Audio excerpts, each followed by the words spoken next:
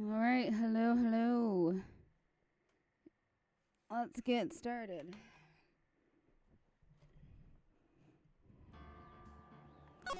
So, yeah, trial time. This is our second venture into the courtroom this episode. So, we will load the save data.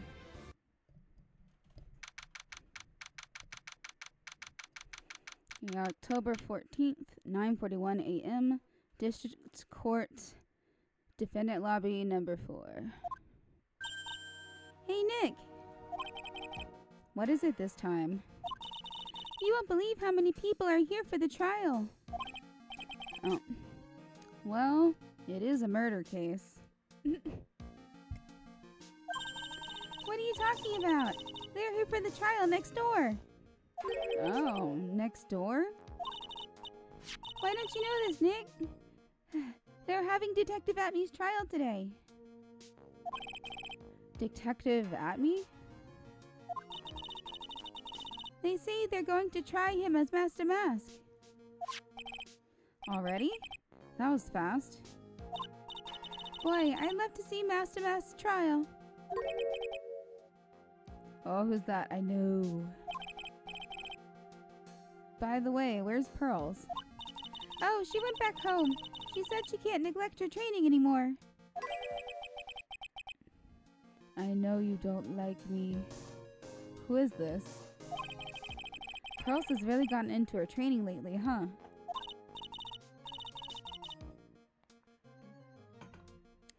Yeah, ever since that incident last year. Yeah. Oh, please, don't ignore me. Not as creepy as I thought it would be. Oh, Mr. Delight, good morning. No one likes me. No one would notice me even if I killed someone. Bruh. This is proving the exact opposite true. Come on, don't be silly. But wait a sec. You don't mean you're the murderer? No.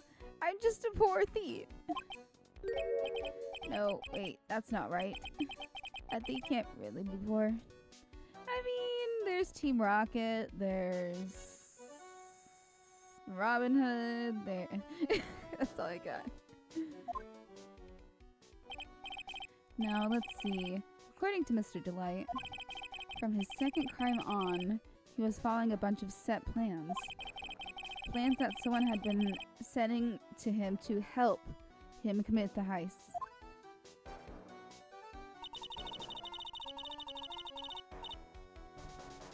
Of course, I had to hang me on a real weird spot on my finger. Do you really think there's a connection between the thief and the murderer, Nick? It's possible. But today's trial is a race against the clock. Huh? How come? Let's just take our time like always. I'm afraid that's not an option. Yeah, they need to solve the matter before Atme is convicted, kinda, I think.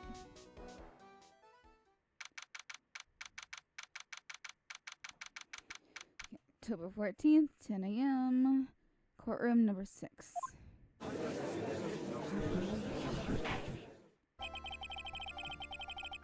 Court is now in session for the trial of Mr. Ron Delight. The defense is ready, Your Honor. You're ready? Preparation is the last refuge of the weak. Shut the fuck up. Preparation is like 9/10 of life. You know. You can't fly by the seat of your pants every time.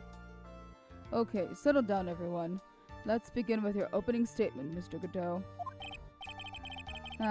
He's got the judge in the palm of his hand.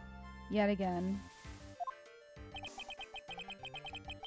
Ron Delight is simply too young to be sent to war. That's all. I'm afraid I have no idea what that means, Mr. Godot. Ha! Then you need to get out more, Your Honor. Life is war, but that's exactly why you must be more precise in your wording. That's all my statement means. You understand now, right? Okay, what? You're just wasting our fucking time then? Yes.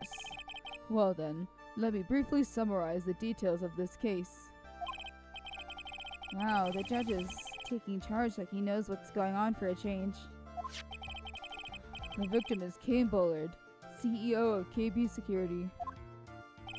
Bleh. His body was found in a safe at approximately 9 a.m. on the morning of the 13th. However, the time of death was estimated as 1 a.m. Oh, the time of death was estimated as 1 a.m. of the previous day. And that's when our little lost kitten dropped the ball. That little lost kitten is, of course, the defendant. Very well then, Mr. Godot. Please call your first witness.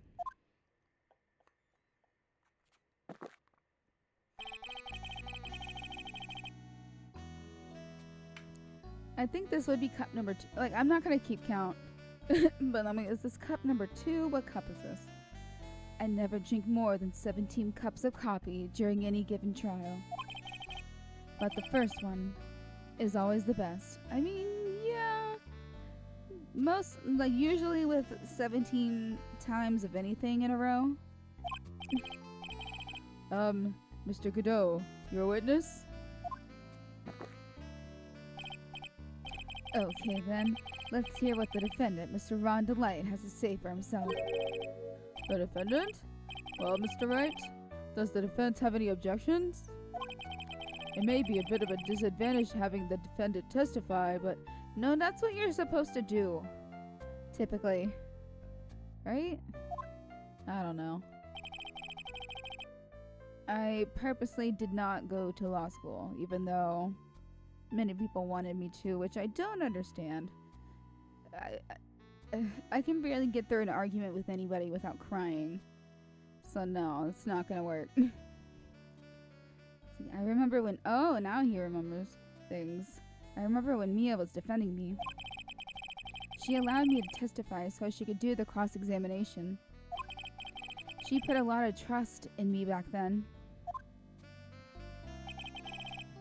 I have no objections, Your Honor. The defense will allow Mr. Delight to testify. Ha! You've got guts, trite. Alright then, Mr. Ron Delight, please take the stand.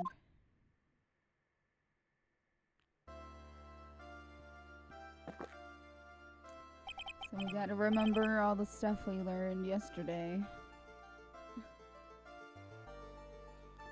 You did it, didn't you? What? No, that's not true. Why?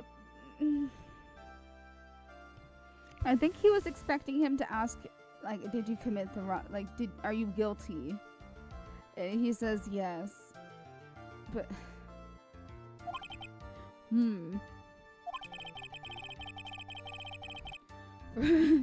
For a moment there, I thought we'd set the record for the shortest trial ever. Well, Mr. Delay already looks plenty guilty with the face he's making. And once he opens his big mouth, he'll probably put the last nail in his own coffin. Ha, very well. Now then, can you tell me something? If you didn't kill Bullard, why did you go to KB Security? Oh, well, that's kind of hard to say. Boy, I wish I could go home. I love it when the text fades, like, in the middle of a word. Now then, let's hear some testimony about what happened.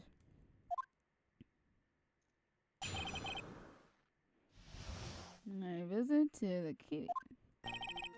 That evening, around 1 a.m., I went to see Mr. Bullard in his office at KV Security.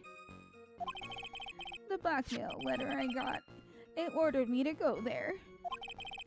I'd been working for KV Security until a year ago, so I knew where his office was.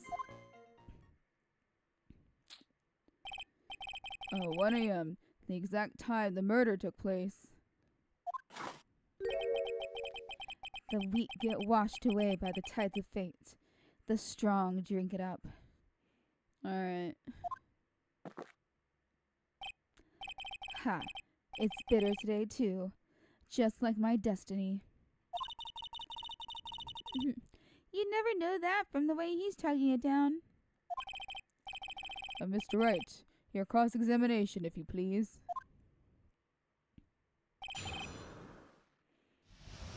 Woo! Okay, hold it. That was a really short testimony. 1 a.m., huh? You're absolutely sure about that? Are you sure about that? Yes. That's what my watch said when I was entering the CEO's office. No. Actually, I'm not really sure. My watch was slow, and my internal clock was also a bit... So he doesn't know what time he actually got in the room.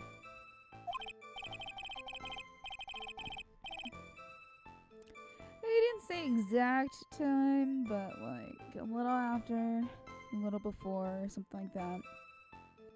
1 a.m. That's the exact time the victim, Mr. Bullard, was murdered, correct? It's too late for a coffee date, that's for sure.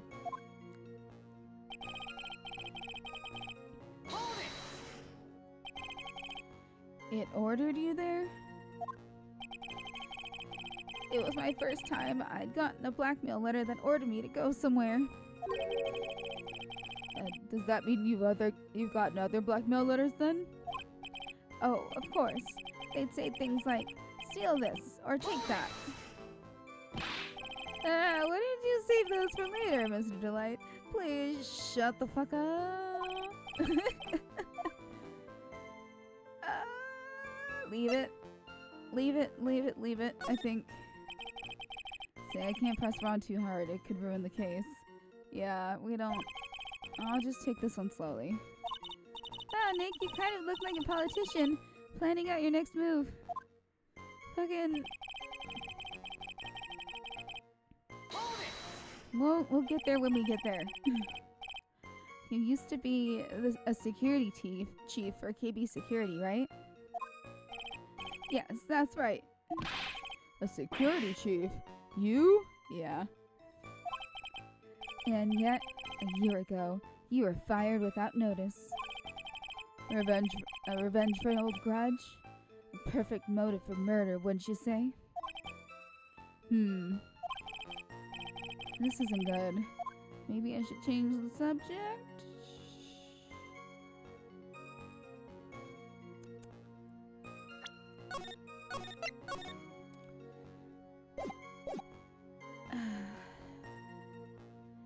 I say... I don't know why he was fired, but I also think we should not ask why he was fired from a security job. Like, I think any other job, well, almost any other job, would be okay to get fired from.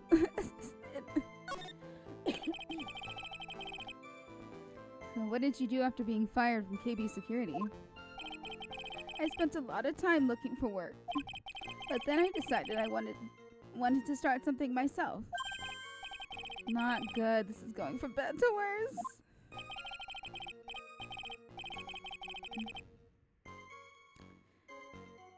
So I started looking at books, TV, and movies, learning all I could about masked men. I'm gonna go back, but I want to see what happens here.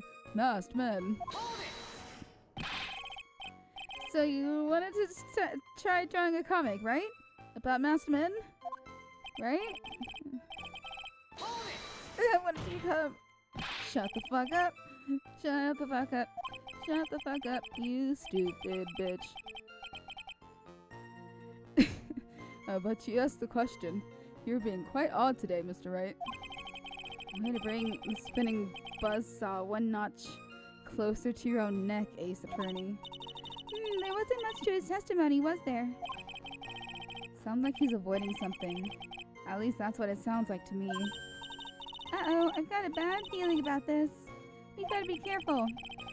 Don't find a way to make him spill beans. We'll never get closer to the truth. Yeah.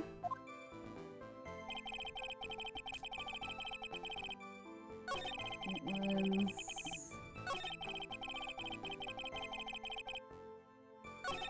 Okay, I'm gonna... save. I just want to see what happens. Oops.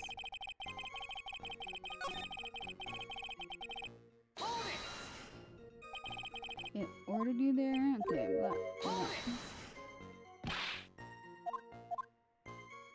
I can go back. So what did the blackmail letter in question say? It said to bring $50,000. Money, eh? The perfect motive for committing murder. Oh, but wait. I never intended to pay that money anyway. Oh? That sounds even worse. That just means that's like in a roundabout saying way that you're gonna kill him. No, shut up. Oh, is that right? After all, he had nothing to hold over my head. I had nothing to be afraid of. An important point indeed. Oh, okay, cool. A witness. Let's have that added to your testimony. Yes, sir. Ha. A mighty mud skipper in outer space has a better chance of surviving than I do.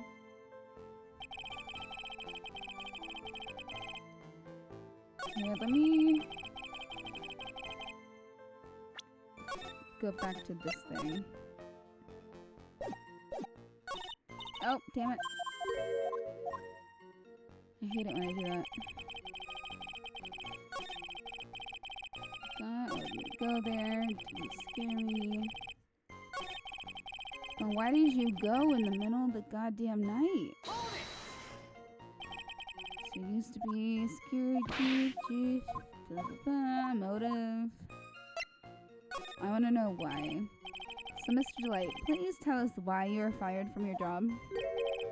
Well, the world is filled with those who have said, I would. Okay, yeah. Is that? Uh-oh. Defendant, please answer the question. I needed money. You needed money? Well, okay, so this kind of proves that his MO is more about material things, but also, I don't know. Well, you see, Dusty loves to spend it. It's kind of her hobby. Not exactly the best hobby in the world, huh, Nick? My salary wasn't nearly enough. So I stole data from the company. Oh. Come again? KB Security has a lot of security info on all sorts of companies. And since I was a security team chief, you stole some data and sold it. Mr. Bullard found out, and I was fired immediately. What? I wish I had never asked that. I was somehow able to keep it a secret, and it made it seem like I'd quit on my own. What is it, Nick? You don't look so good. Someone who brings harm to their company is fired as punishment. You'd do well to remember that. He sure told you. So you admit that you stole data from your company, is that correct? So he is a thief. Okay. Yes, I'm sorry. This is a very important fact. Please add it to your testimony. Oh man, this whole thing just took a big turn for the worse. Crashed and blew up.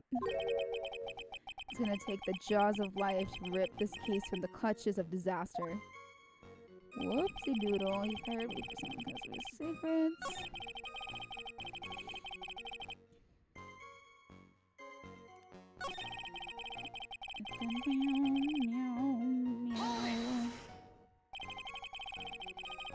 Just what were you being blackmailed about anyway?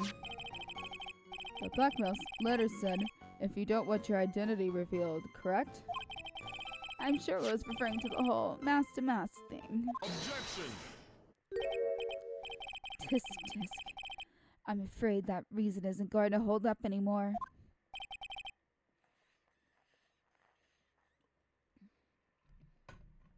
Can we at least say there's 2 mask-to-masks?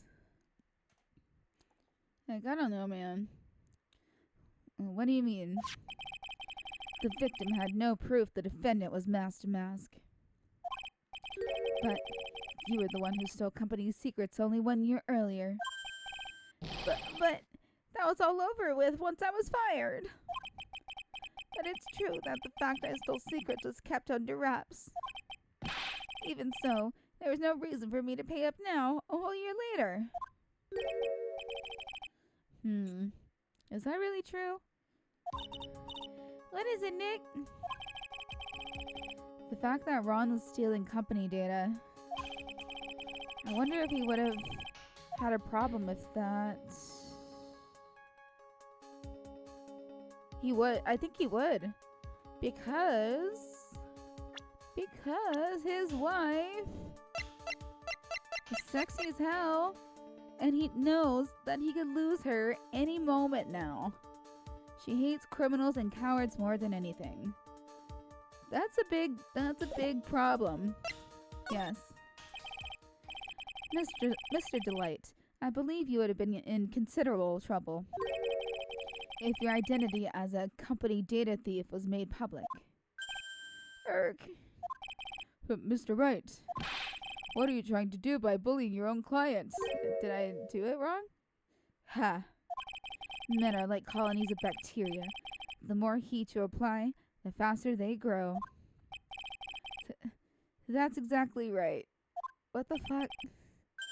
Well then, feel free to keep up the heat, my little lawyer amigo. Little lawyer amigo? What? Let me double check what lawyer is in Spanish. There's like V's and B's in there. I'm like, I'm not. So lawyer in Spanish. The amigo abogado tito. So little lawyer. Abogado tito. Abogadito? I don't know, something like that. Abogadito, something like that. Close enough. Amigo. Uh-oh.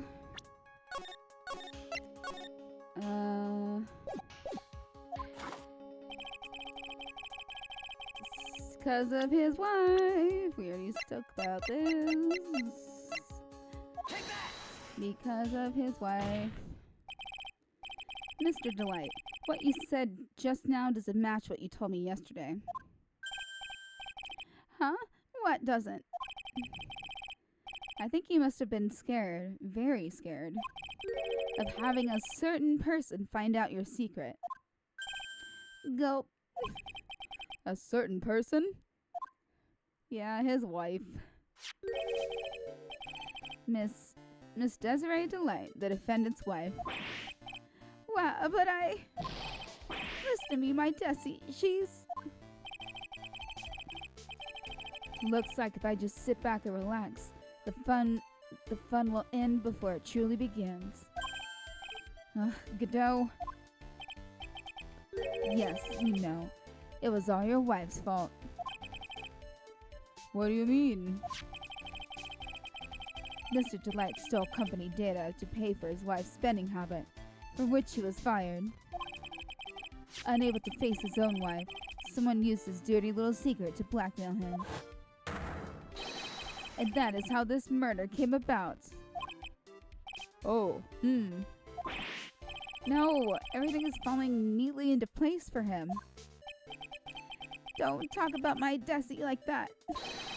Or you'll be sorry.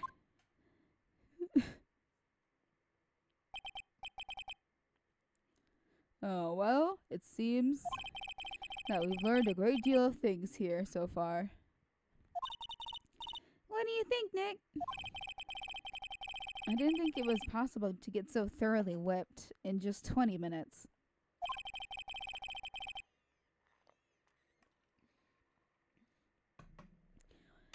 Clearly, there was sufficient motive for murder. He stole data for his wife, and he killed to protect his secret. A family man who cared just a little too much. The motive is clear. Let's move on.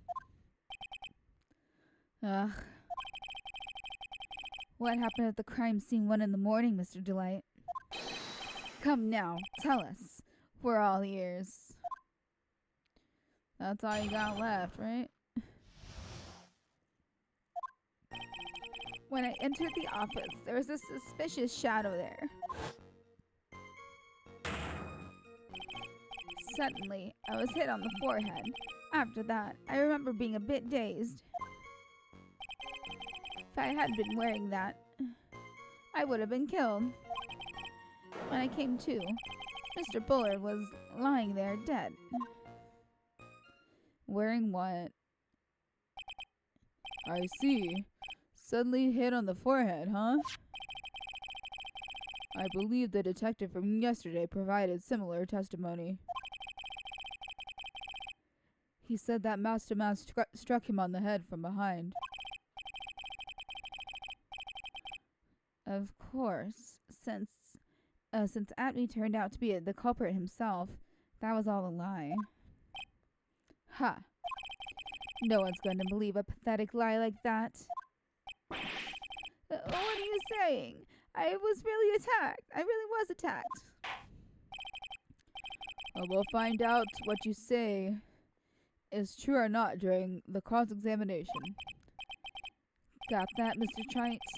Don't go easy just because he's your client. If I see any sign that you are, I'll treat you to another cup of my special blend. Bro, that shit's illegal. Like, you could... That's assault. Throwing coffee on someone. Like, especially hot beverages. Cold beverages is fine. It's just more of a shock. But hot beverages, you could actually really hurt someone. Like, hearing about the story of the lady, the McDonald's lady. Oh my, like, I can't even imagine the surgery she went through and all that. Okay, I'm just gonna stop talking now. Okay, you don't need to worry about that, Mr. Goodell. So I have faith in Ron. I know he didn't do it.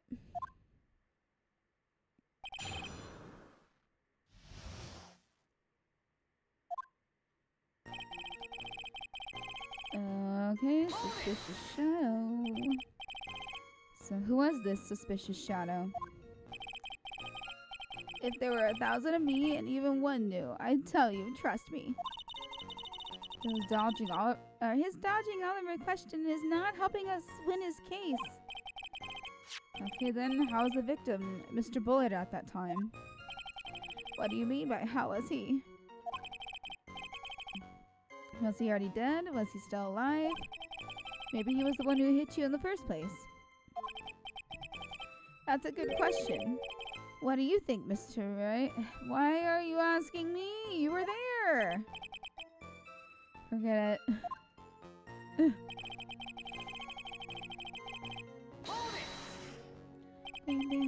Your forehead.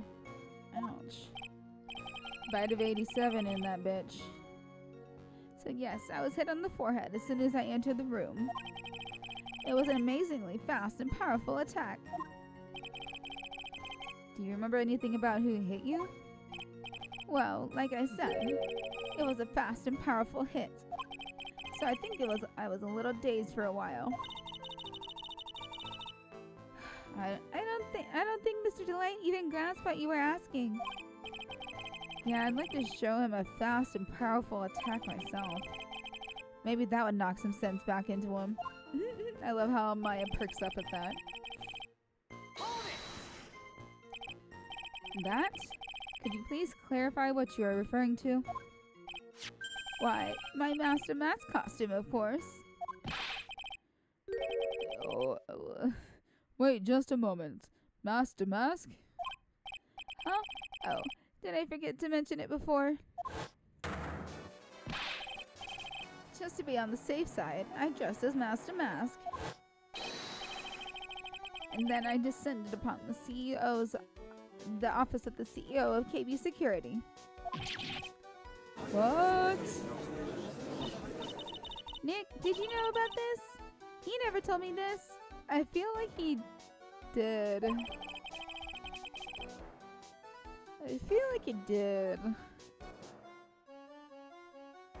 Because he's mentioned. Well, no, that was a separate incident. That was the first. That was after his first thing where he had a spare change of clothes with him.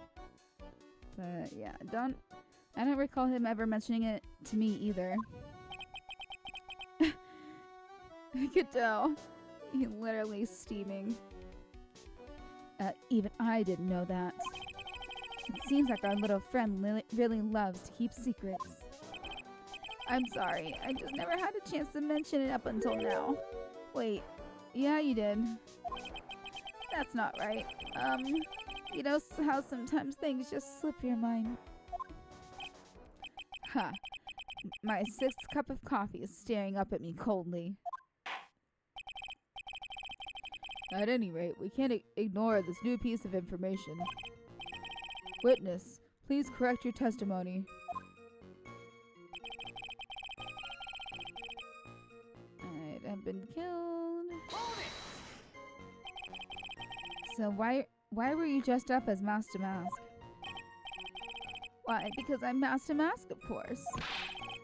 What are you talking about? We've already discussed this. Master Mask trial is being held next door. Yes, I guess so. Anyway, at that time, I thought I was being blackmailed over the Master Mask issue. So I thought I should go as him, just to be safe. Oh boy. Let me tell you, it's a real pain to move around with that cape. That's why it took a lot longer than I'd expected. Was he late? We're pressing harder. What do you mean by took a lot longer? Oh, opening up the safe, of course.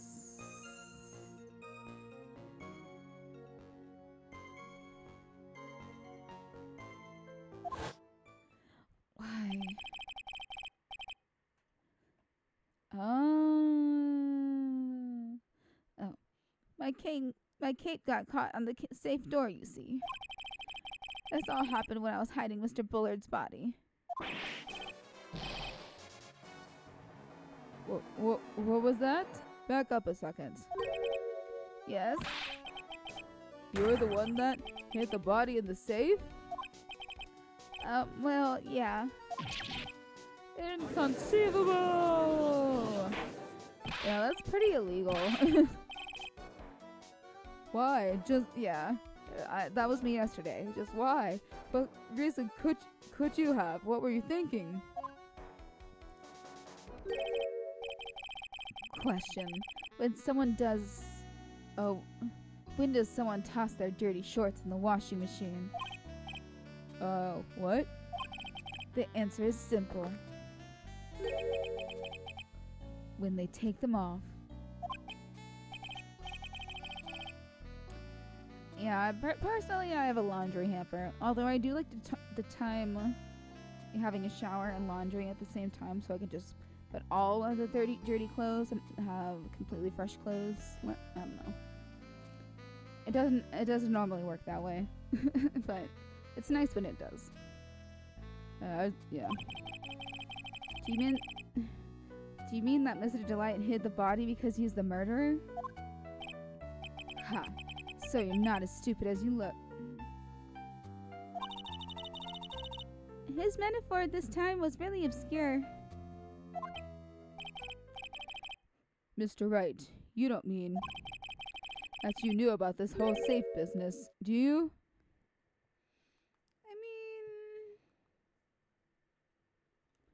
I mean, you know.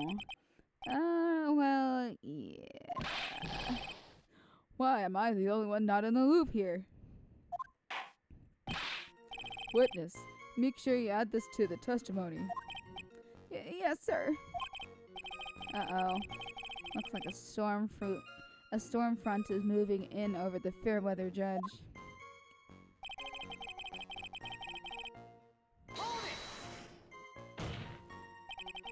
So why did you hide the body in the safe anyway? Well, because it wouldn't fit in a drawer. Okay, so you were just gonna hide it anyway. That's not exactly what I meant. When I saw that corpse, I kind of lost it. I thought, if they find his corpse, they'll think I did it. Huh. I think you had a simpler reason than that. It's because you killed him. That's why you spent 10 minutes hiding the body. I feel like they mentioned something about the saves, though. Like a delayed timer or something.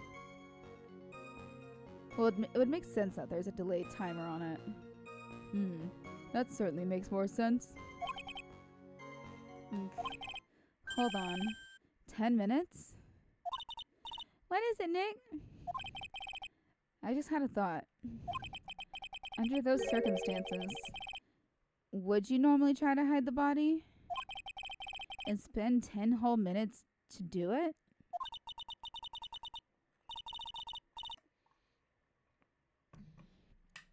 Under those circumstances? What circumstances? Oh! Hey, Nick. If you think his behavior was so strange, why don't you present some evidence that would show just what those circumstances were? That's it. I'll take a look at the court record and present some evidence. We heard this from Mr. Delight yesterday, didn't we? There's not much in this testimony either.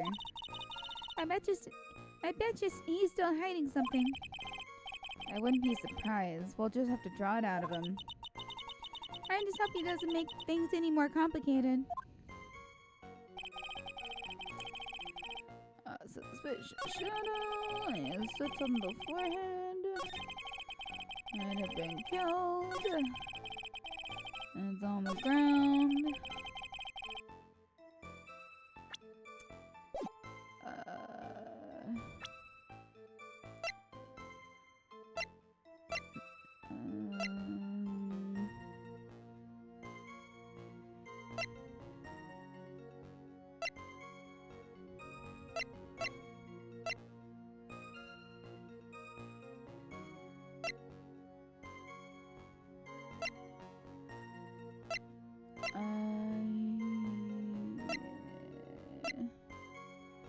I'm confused.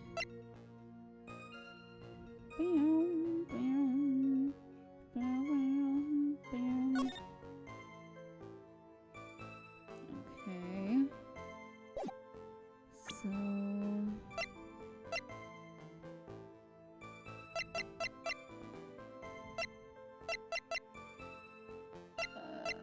let's look at 102. Here, let's save here.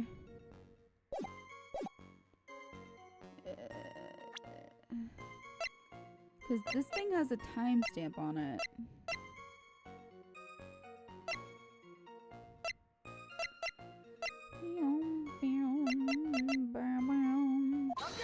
There we go. Your Honor, could you please take a look at this record? That's a different movie. Why did I say movie? I meant song. I guess that is a different movie too. And what might this be? The record for the emergency buzzer that connects the CEO's office to security. If the button in the office is pressed, a security team is supposed to come running. And according to this record, the buzzer was pushed once at 1:02 a.m. What? If Mr. Ron Delight truly was the murderer, he would have ran as soon as that buzzer sounded. After all, a security guard would have been heading his way. Objection! Huh. Let's remember who we're dealing with here. He probably had no idea there were security personnel. He worked there! Godot. Objection! He worked there for a year. Yeah. Or up to a year ago. Up till 1 year ago, my client was working as chief of security. We've already spoken about this. Godot. There's no way he wouldn't have known about them. It's a security company. Of course they would have security in their building. Although that sounds like like working for a security company, but you just work for the main building. Objection! Who the fuck knows what you're doing? But, as it turns out, the guard never came. That was nothing more than a coincidence. In fact, the guard was a pathetic loser who had just gotten punched in the face by his ex's new boyfriend and wasn't anywhere in the vicinity. Was not something Mr. Delight could have known. Objection! That was kind of hard to read. Ha. Again, remember who we're dealing with here. It's a sure bet that Mr. Delight didn't notice the buzzer going off. Objection! He got fucking knocked out. So this buzzer is extremely loud. There's no way he could have ignored something like that. If he had been conscious, that is, yeah. Conscious? What do you mean by that? He just said he got knocked out. Ugh.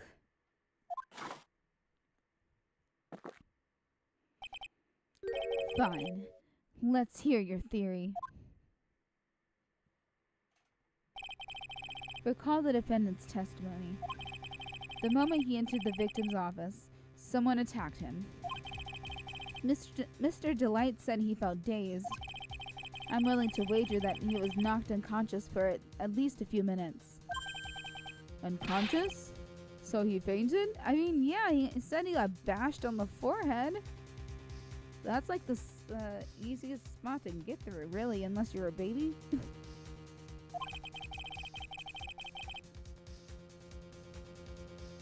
Baby brain, you could turn to liquid just by grabbing it too hard. But I don't know. That's why Mr. Delight didn't know the buzzer had sounded, and that's why he thought he had time to hide the body.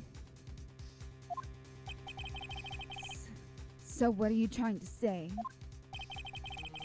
Mr. Delight was knocked out, and the buzzer went off soon afterwards. Now, unless my client was able to hit the buzzer while he was unconscious, that can only mean that there was another person in that room. That's right. Whoever it was, they knocked out Ron Delight and then pressed the buzzer. Order in the court. Mr. Wright. This is... Objection! This is preposterous. It was this kid. Ron Delight is the one who killed Bullard. Objection! Then who pressed the buzzer? It was the victim, of course. He pressed the buzzer when the defendant attacked him. He didn't die right away. He must have held on long enough to push that button.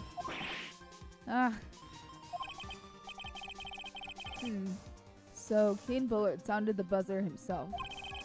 What's your opinion on this, Mr. Wright? I need to prove that the real criminal was there at the scene, but how?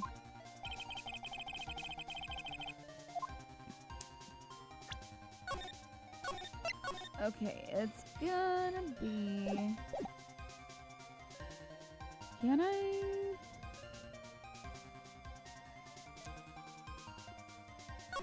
Alright. The defense's opinion is this, Your Honor. This piece of evidence proves it wasn't the victim. Is it his wallet?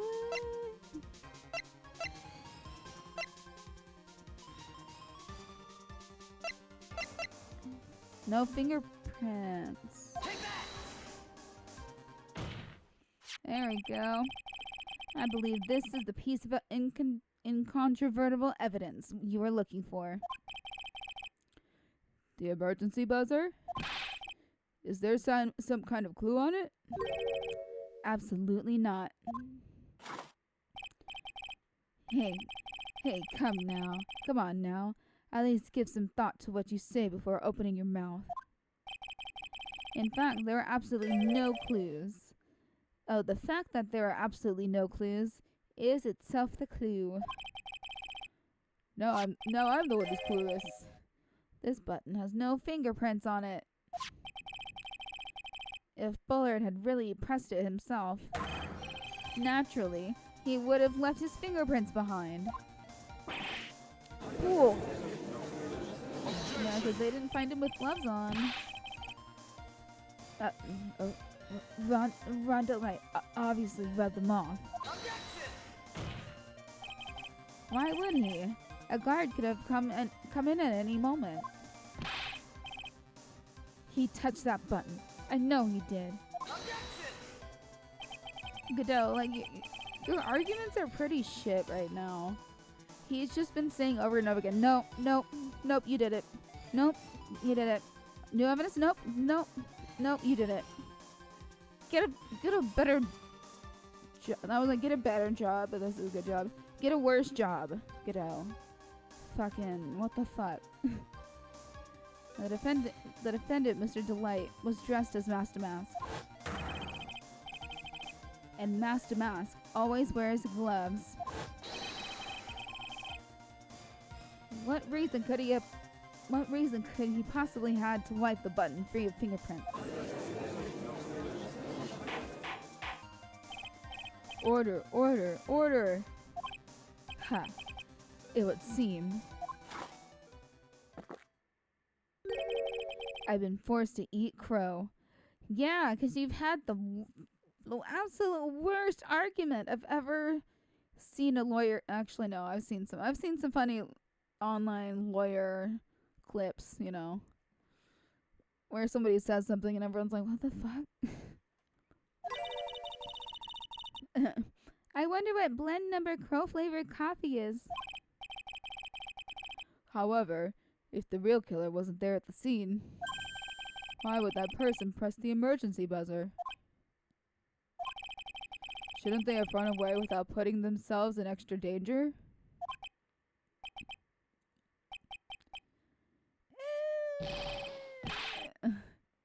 What's with this awkward silence all of a sudden? Ha.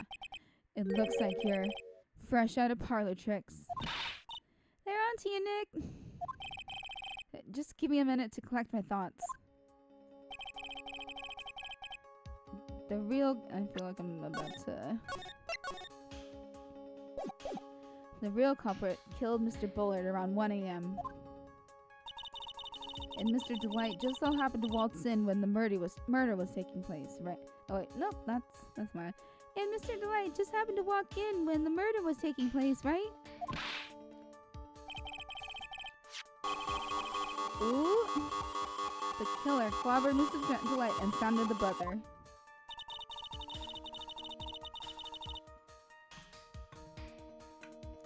Even though security was supposed to respond right away if the buzzer was pressed. Security was supposed to respond.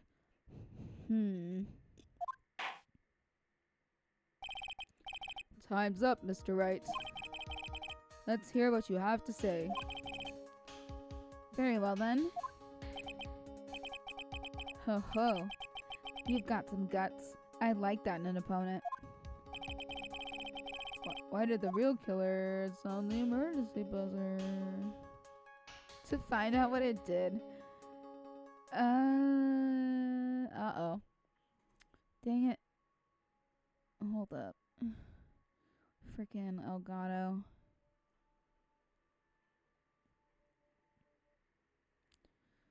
Alright, it's coming back. Alright, we're back. I'm gonna say it was... I want to say to call the security guard. Let's try it.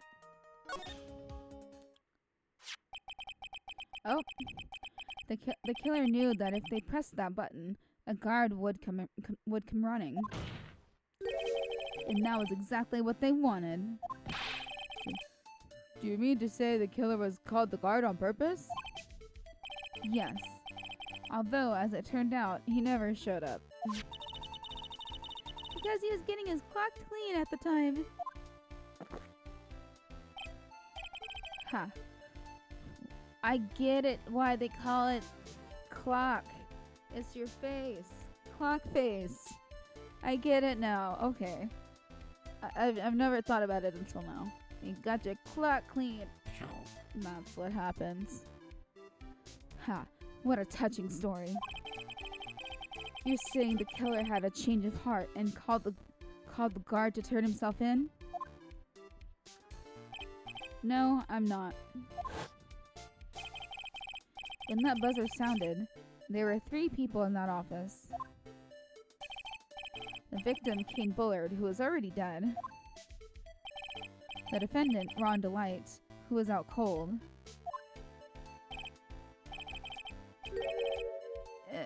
Wait, wasn't he at the department store? I don't know. I think they said they were 20 minutes apart or something drive. There's no way. So, and the third person, the real killer.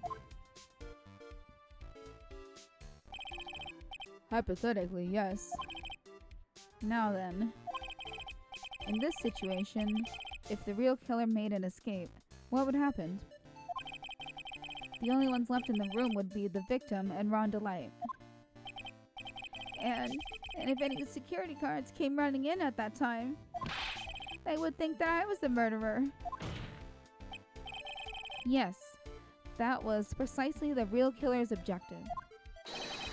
To frame Ron Delight for the murder.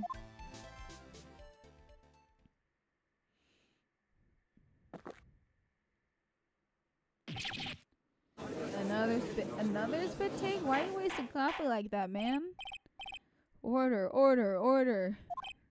Ha. It would seem. I've been made to eat my words once again. Actually, you've been made to do a spit take with a cup of coffee. Yeah, that's like, I don't know, it's gonna stay in the ground, it's gonna stay in the wood around you. Just don't spill coffee. Mr. Wright, who was it? Who was it that tried to frame me? Wait a second. I'm the one and only Master Mask, so... Nick, you mean the real killer is? We're gonna drag that person in here right now.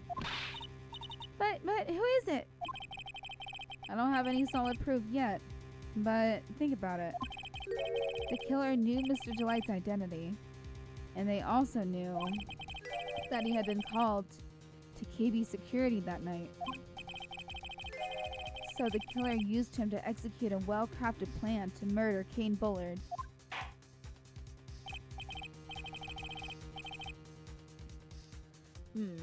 No. Ouch. Now then, let's hear your accusation, Mr. Wright. Who was afraid Mr. Ron like the lady?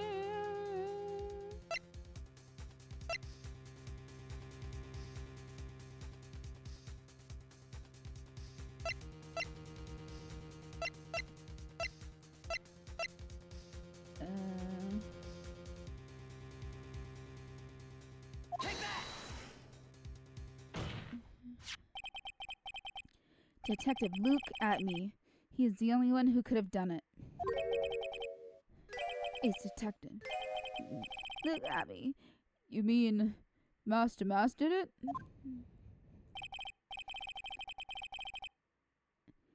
Your Honor, the person being tried in the court next to us is not Master Mask at all. He is, in actuality, the true murderer of Kane Bullard. So there's still only one Master Mask? Order, order. Mr. Wright, explain yourself. Theft and murder. Which one, which is the more serious crime? What can you get back and what can you not get back? They're not even close. Murder is the more serious crime, of course. It's a capital crime subject to a capital punishment. Please remember the trial from yesterday, if you would. I'm sure the judge can barely remember breakfast.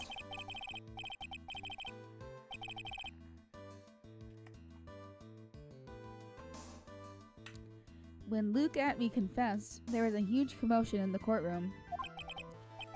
Of course, a famous detective was unmasked as, as Master Mask.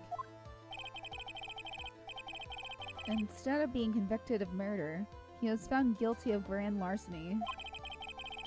That was his true objective all along. To be found guilty? Master Mask had the perfect alibi for when the murder took place. He was stealing an urn the urn at Lordly Taylor. In other words, being found guilty as Master Mask was Luke Atme's airtight, watertight, unassailable alibi. A guilty verdict as an alibi? I mean, if it works, it works, man. Oh, you know, it's almost time. For what? For Luke Atme's verdict. It was a pretty simple trial after all. If we're going to stop this trial and stall that one, we need to do it now. Of course. That's assuming you have proof that the detective was the one who committed the murder. Do we? He said he wears gloves always, right? Mr. Luke Atme's trial has indeed attracted the attention of the entire country. If we were to intrude and fail to provide adequate proof of his true crime, Mr. Delight would be left with no grounds for appeal. Am I really sure about this? I don't know. Ha! A bet's only good when your life's the ante. Mr. Wright, I believe in you. Mr. Delight. So, please, I'm begging you. Thanks, but my decision will determine the rest of your life. Can I really risk your life like this?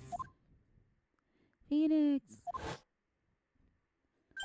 Getting a message from Mia? What was that? Don't stray, Phoenix. For your client, take the path of trust. That voice. It sounds like Mia. Your Honor, the defense requested immediate recess. Ha. So that's your answer, huh? Very well. I've decided as well. This court will now take a 20-minute recess. Mr. Wright, when we return, please summon Mr. Luke Atme to the stand. Yes, Your Honor.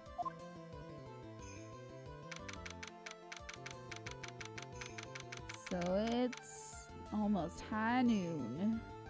We're going to courtroom number 5. You were just in number...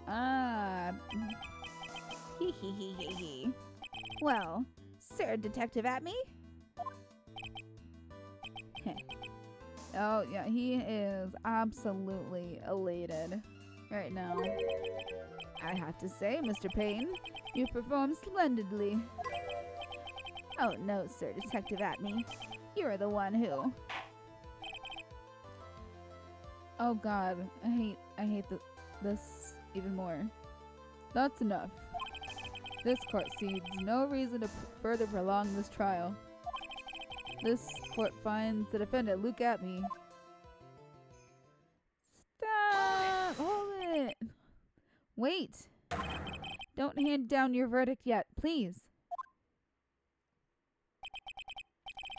Well, well, sir lawyer. Welcome to my courtroom. Is he Canadian? Who's this hoser, eh?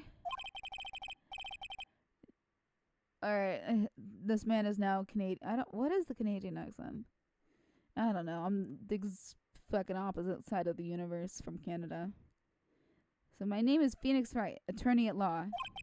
And I wish to file an accusation against this man, Luke Atney. An accusation? You accuse Master Mask? That man is not Master Mask. He is just a ruthless murderer. What? Those are very big eyes. Ew. Drippy Pinocchio nose.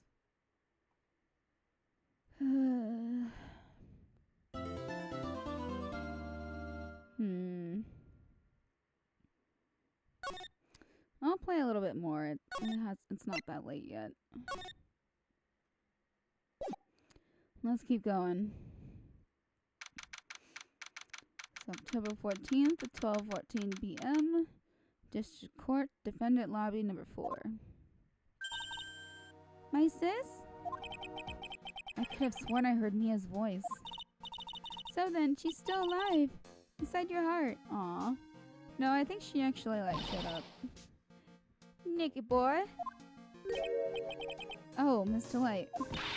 Is it true that detective is a real killer?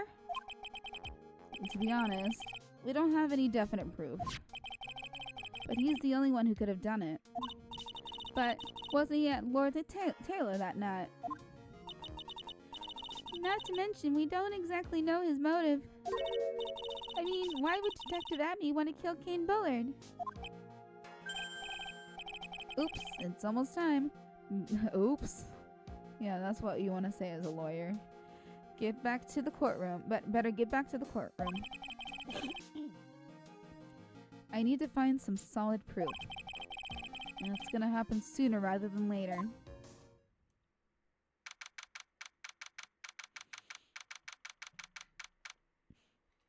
Alright.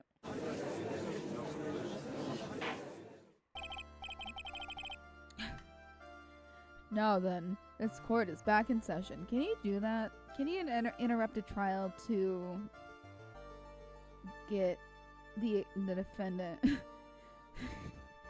get a new defendant? I don't know, man. I don't know what's going on in this kangaroo court. Now then, Mr. Luke Atney, please take the stand. Well, well. How do you do, sir lawyer? I never would have thought to see you acting so recklessly. I couldn't let them hand down your verdict just yet. Not when it would have given you your perfect alibi. An alibi by the name of Master Mask. I'm sorry. I'm afraid even the great Luke Atney has no idea what you mean. Of course, I have been in the next courtroom ever since 10 o'clock this morning. I'm afraid there's no way I could know what's been going on in here. You've been in the defendant's seat all day long, correct? Being tried as Master Mask. Indeed. It's truly child's play to fool the ignorant masses. Not only did the poor fools ask me to protect their valuables, they even gave me a generous reward upon returning their own property to them. Take this red diamond that sparkles upon my divine finger, for example. See? Okay. That's...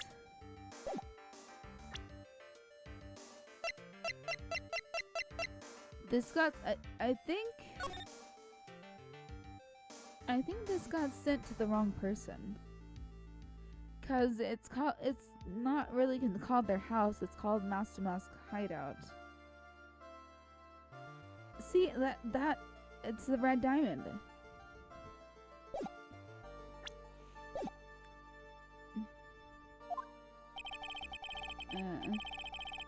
So you continue to insist that you are in fact Master Mask.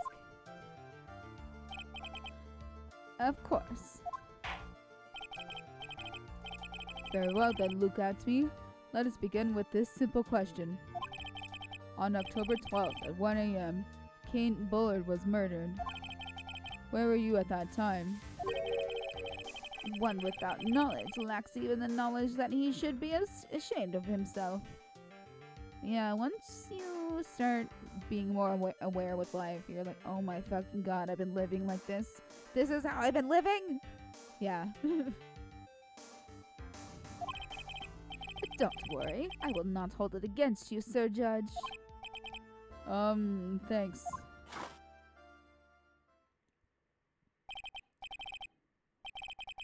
Alright, Mr.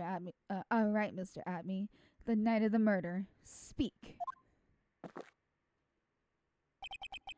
We're all ears. Again? As you wish, Sir Prosecutor. Let's just skip to the diamond part. Well, okay, I'm gonna read through everything.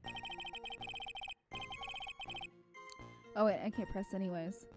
I was stealing the urn as Master Mask, just as I announced I would. I had more than enough time to prepare. It was a pathetically easy job. A photograph contains no words, but in this case, one turned out to be my witness. The time at which the camera captured Master Mask was at the same time as the murder. I feel like something got altered. Somebody's clock got messed with. It seems the main point of discussion will be this photo of the crime scene. So everything else up until now was a part of his plan. There has to be a secret to this picture as well. Even the great Master Mask cannot be in two places at once. Now then, if you'll excuse me, I have a verdict to receive. Wait.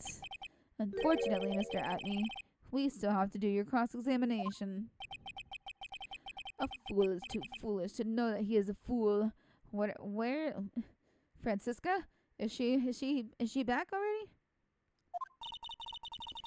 I think he's trying to say that you're full of it, Nick. I even said she.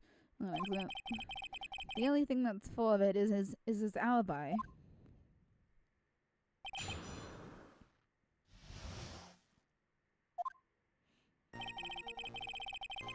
Just as I announced I would. So this photograph is... Look at this photograph! Indeed it is.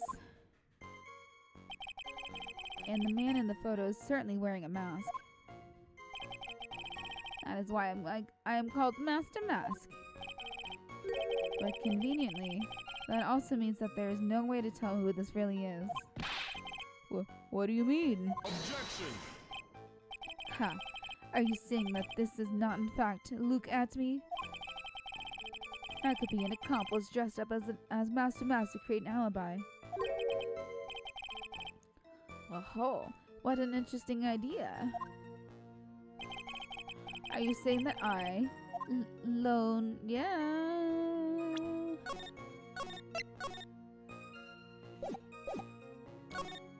Yeah, if Luke Atme was at KB Security during the murder,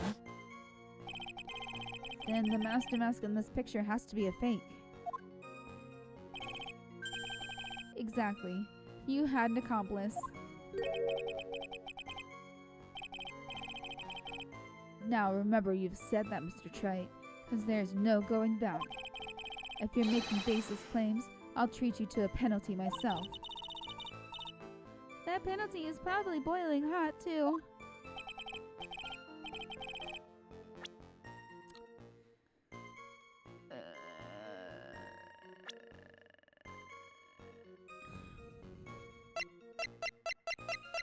I guess it's wrong.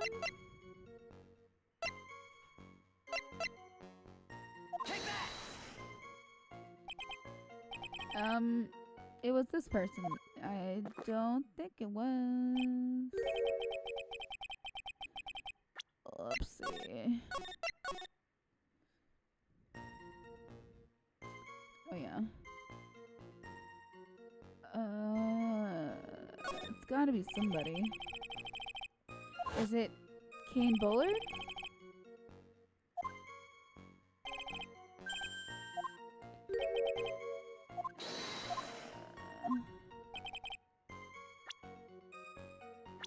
Okay, I'm gonna try Bullard. Take that! No.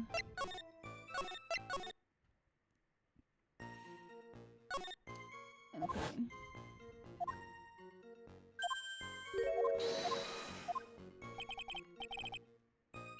Who was the accomplice?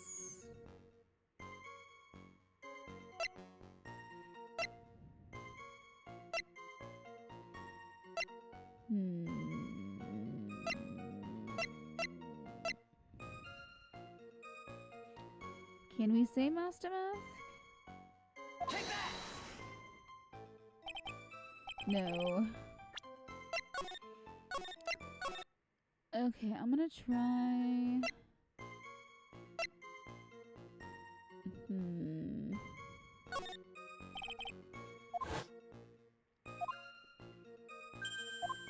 That accomplice.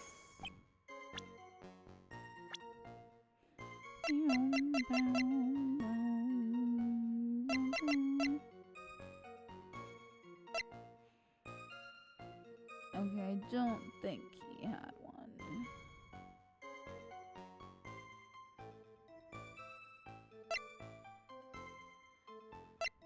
So not Master Mask. It's not the first 5 people.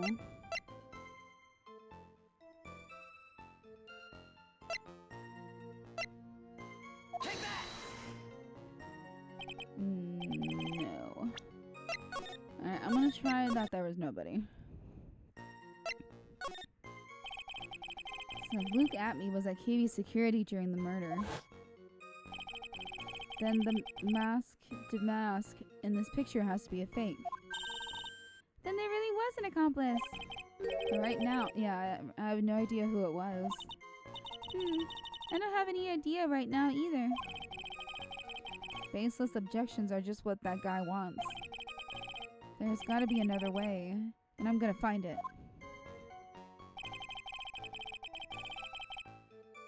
Hold it! I believe Adrian Andrews hired you at one point? That's right. It was over 20 days ago, if I'm not mistaken. You sent the calling card to Lordly Taylor 10 days before the heist. That would mean you sent out the card after you began your security watch, right? Indeed. There was no reason why I couldn't do both jobs at once. It was the perfect opportunity to steal my latest target. I see. You truly are evil, aren't you? Yes. Evil is what I am. I'm an evil thief. Nothing more, nothing less.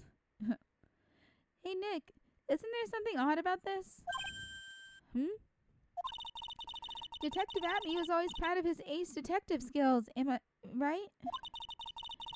But if the urn was stolen from Lordly Taylor while he was the only one watching it, he'd have no way to maintain his perfect ace detective persona. You know, that's true. It is kind of odd.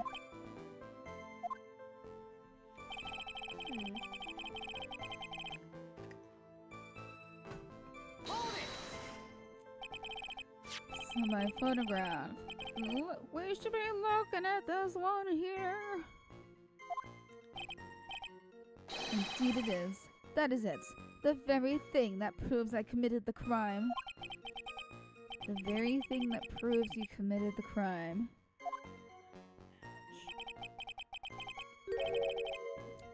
When you think about it, it's really odd. You say that almost as if you had this picture taken on purpose. Objection!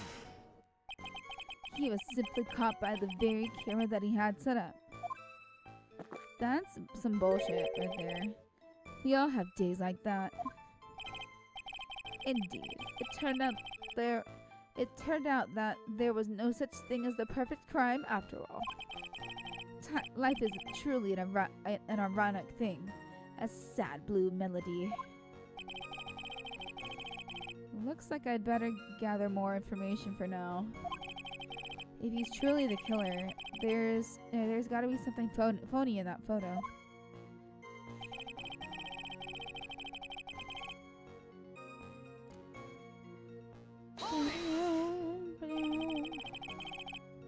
About the camera that took this photograph. Oh, come now. It's all too clear what you're thinking. Huh? You think I altered the timestamp on the photograph, don't you? I'm afraid that's impossible. The camera was set up by Lordly Taylor. And on top of... Well, wasn't he using his own software? Like, he can... I don't know, man. It was the Lordly Taylor staff that printed that picture's data. Because he left it there on purpose. Unfortunately for the defense, there's no way that picture could have been altered. Nowadays, you just can't even know. I see.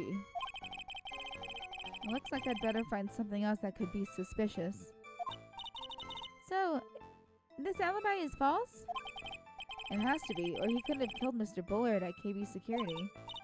But I'm not really spotting anything unusual. There are two possibilities. Either the master mask in the photo is a fake, or the photo itself is. Did he take it on a different day? He must have taken it on a different day. And just... Because if you can't alter the timestamp, and then all you see is the timestamp, and not the date.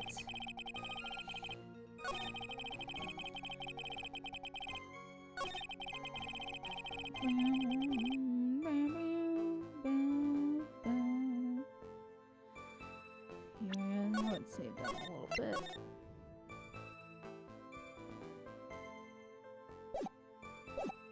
Okay.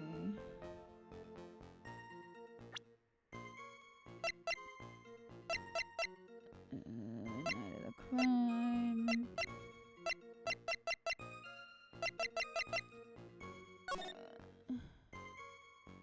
Yeah, it doesn't have the date on here.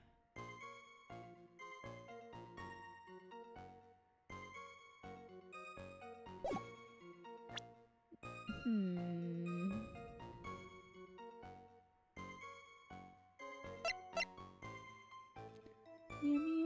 meow, meow, meow. Meow.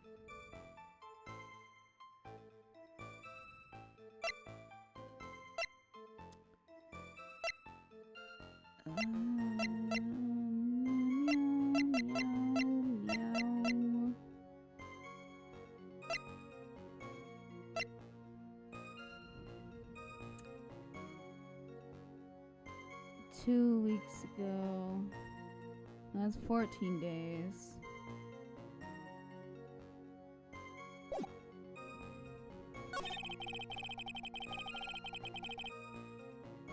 Here, let me just go through this one real quick. So, about the camera that took this photograph, Lordly Taylor's.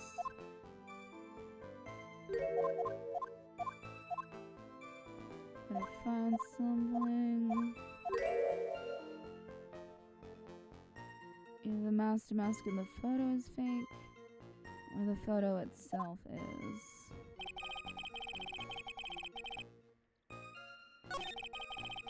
I have time to prepare.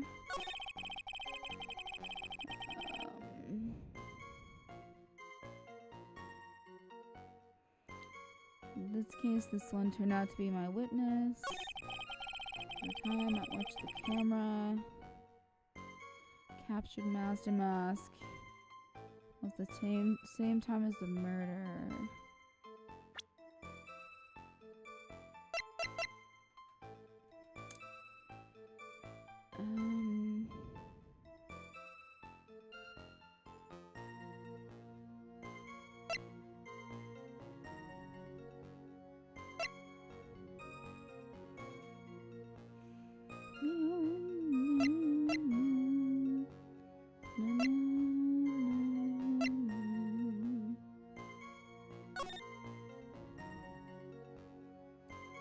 Like, the only thing I can notice is the paint. But I don't know if it's doing that because this is a black and white photo or what.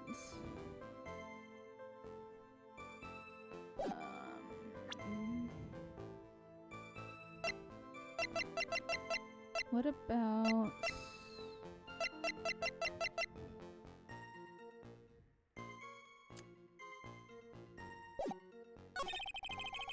In this case, you have to be my witness.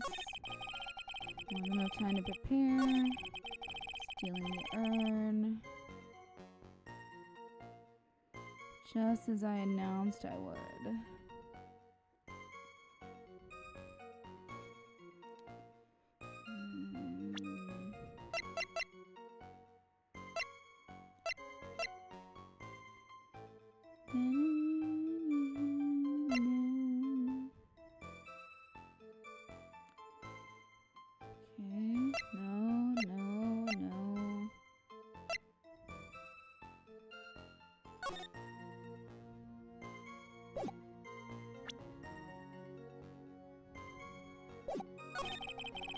More than enough time to prepare.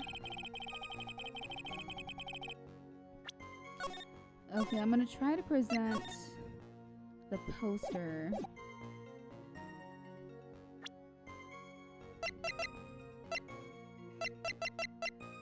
Not that one. Publicity photo.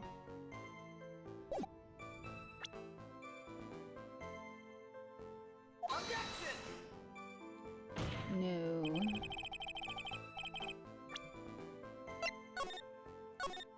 Okay. Photograph containing no words. Yeah, let's go through all of them again. Okay, this photograph. Look at this photograph. Certainly wearing a mask. Mask to mask. Immediately. There's no way to tell who this really is. What do you mean? Objection. Ha. You're saying that's not in fact to look at me? Well, yeah, the mask wouldn't fit you. Wouldn't fit him. You accomplished just this monster mask. Great alibi. Interesting idea.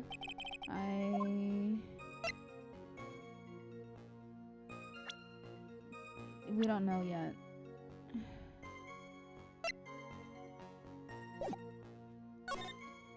Okay, let's use that. It's time of the murder. It's complex. More than enough time to prepare.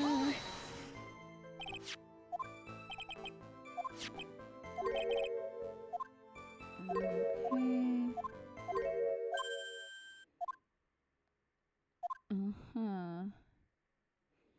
The urn was stolen while he was the only one watching it.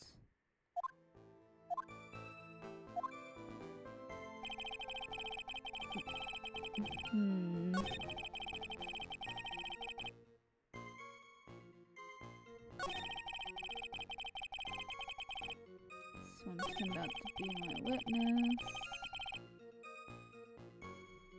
The time at which How did he plan this?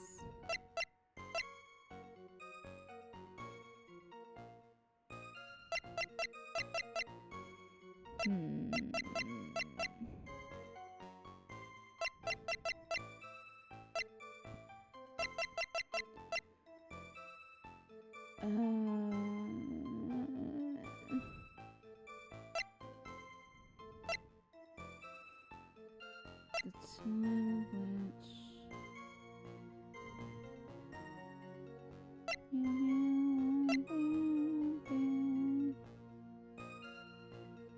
okay, this is referring to time. No. Okay.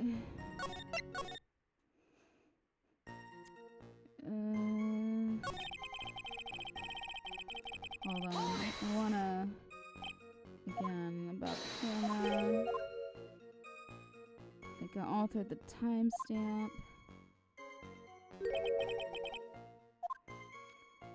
Impossible.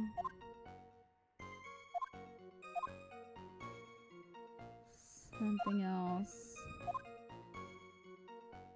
I could have killed.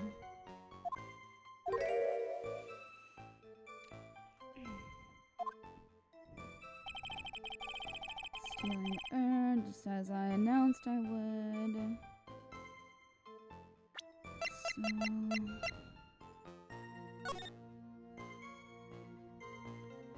I'll be coming to purloin the most priceless work of art on display, and your treasures of Korean exhibit.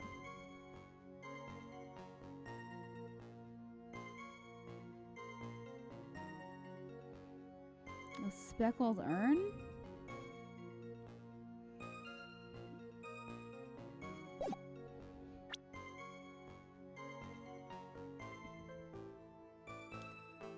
Okay, so he mentioned the speckled urn.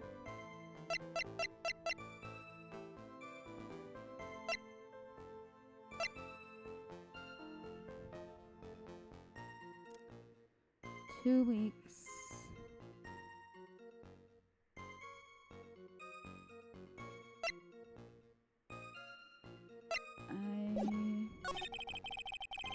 More than enough time to prepare. Photograph contains my words. Time is rich.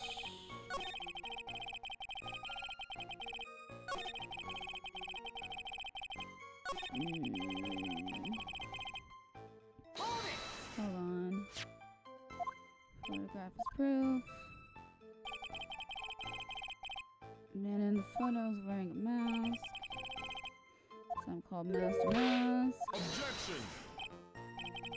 It's gotta be.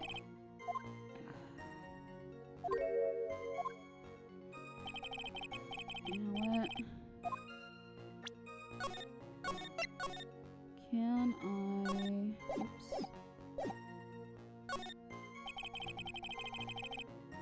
Then.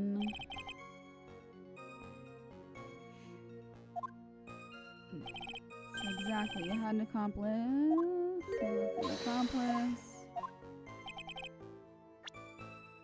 Okay, let's try again.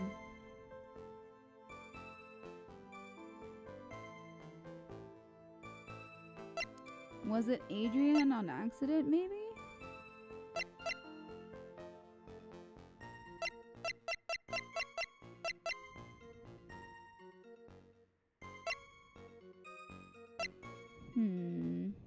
Take that!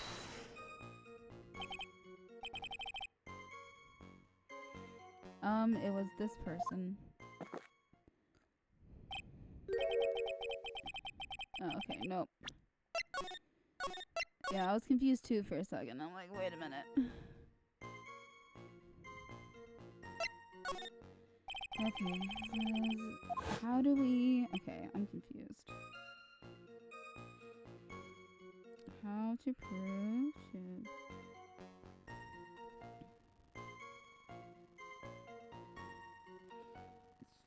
Think. Look at me.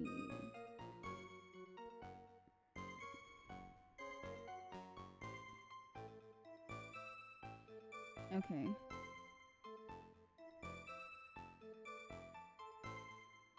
So, yeah, we're told it's taken...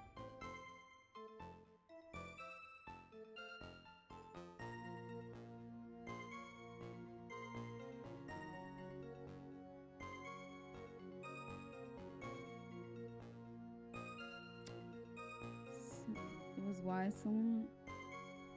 Huh.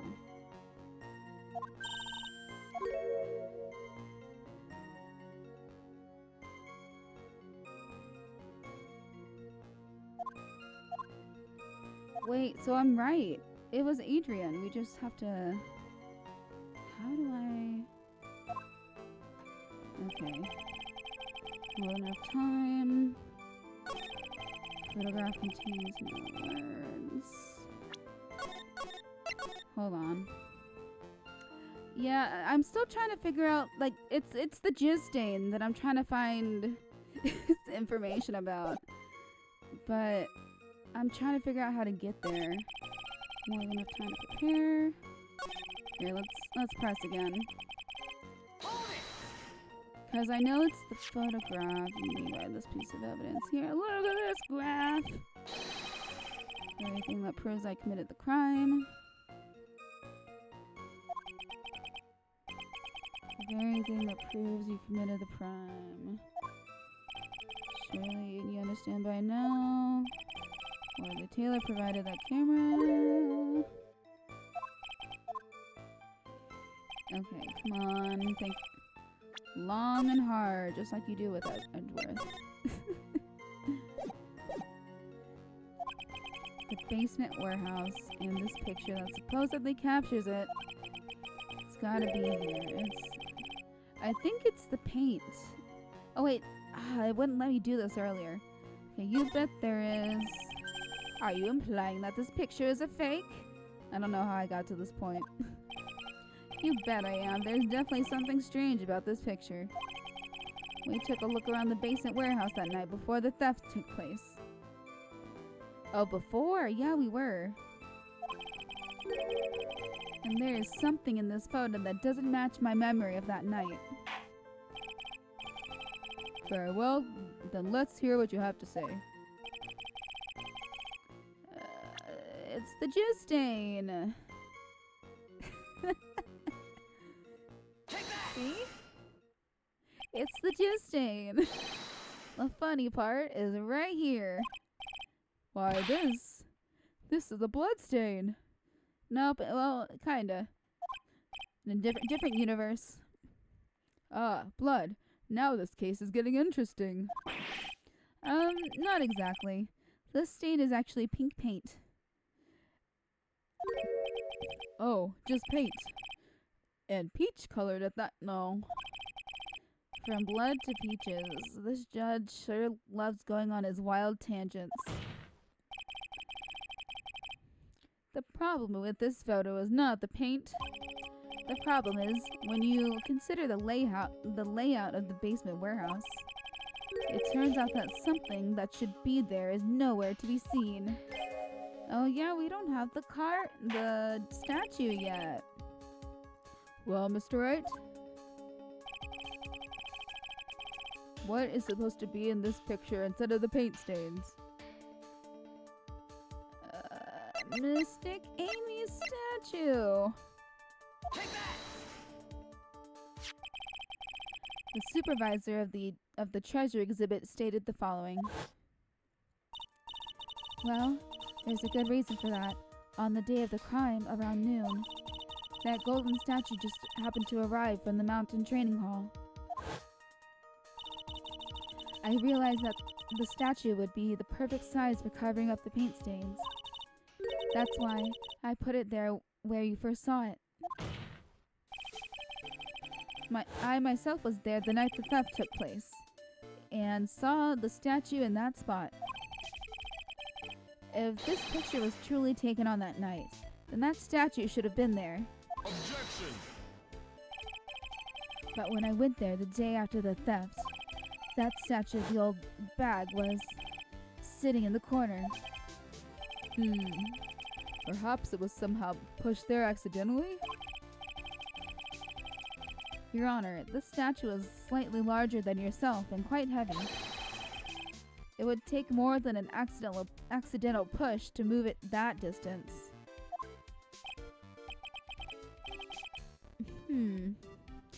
Ha! In that case, can you prove it? I mean, let's go to the department store. Why was it moved? Can you give us the rhyme and reason as to why the statue was moved that night? Can you do it, Nick?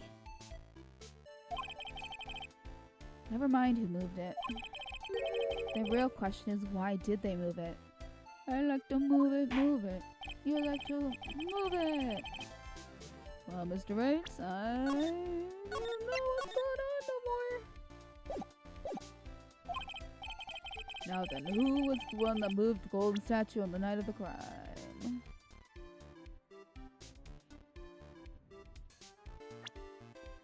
Who indeed?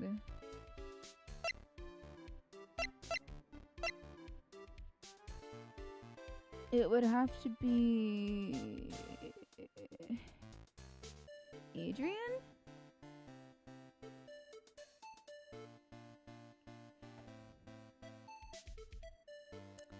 Or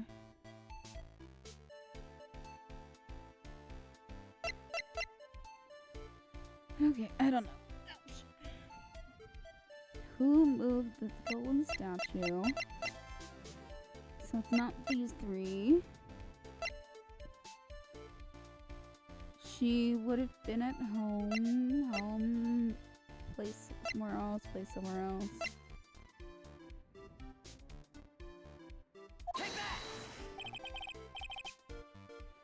that! What do you think, Mr. Godot? Oh no, I'm totally wrong.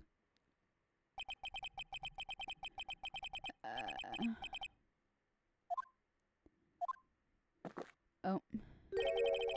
Why is coffee black and why is it better? Okay, fine.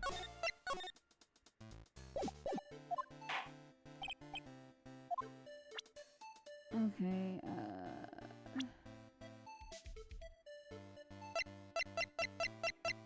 Adrian? Take that! No.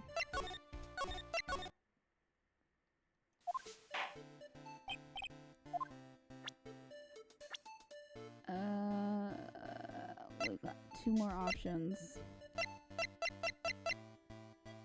Take that! Ah, there we go. Okay, we got it. The one who moved the statue is none other than Look at me. Come now, Sir Lawyer. There you go again on one of your strange delusions. Mr. Wright, what is that it? Oh, your strange delusions. It's very simple. The witness was the only one in the basement warehouse that night. That is indeed very simple. However, yeah, so he can easily cover his own ass. Why would I want to move a heavy golden statue? The reason for moving the golden statue. Here's where our battle really begins. Okay. Well, Mr. Wright, what reason did the witness have to move that statue? The reason can be found here in this photograph. Look at this graph.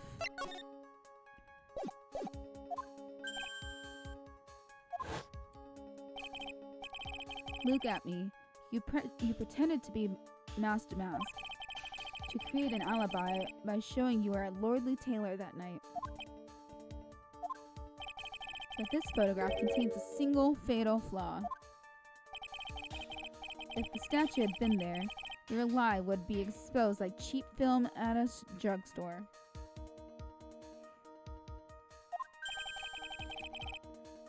That is why you had to move the statue. Oh, a single fatal flaw?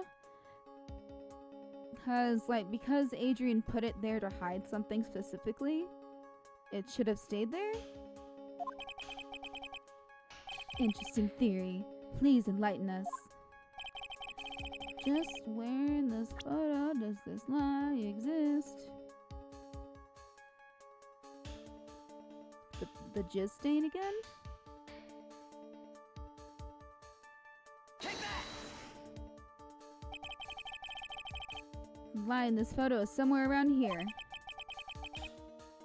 Did I do it right?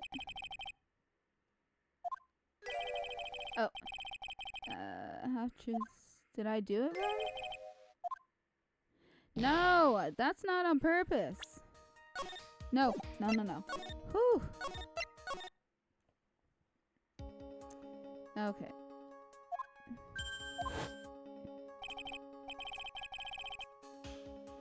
Here, let's save at this part.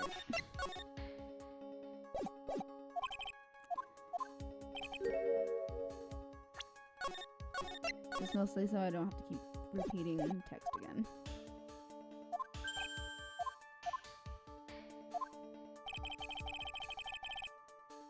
Where in this photo?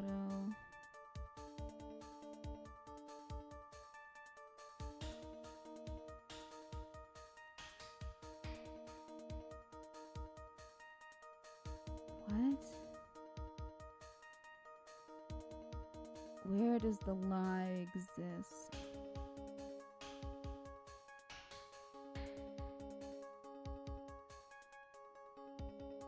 It's the box! It's the box! 'Cause there's supposed to be paint on it! Ah, it's the box! It's gotta be the... What's in the box? Take that! The lie is mask to mask. I was pointing at the box, but okay. Are you saying that this mask to mask is a fake? I'm talking about the box. But... Ha! You know, I really wish you would start acting more responsibly. Huh? The current question is, why was the golden statue moved? So what possible connection could there be with mask to mask identity? Oh, buggers. Your face has oh buggers written all over it. No? Okay. It put me through all of that. Okay. Single fatal flaw. Is it his little neck thing?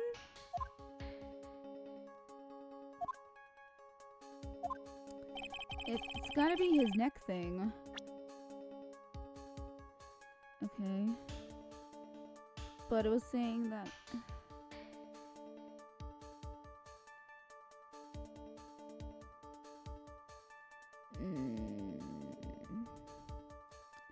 Do I have to go right in his neck again?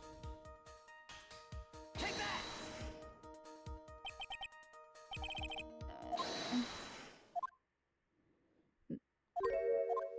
Nope. Okay. I don't get it.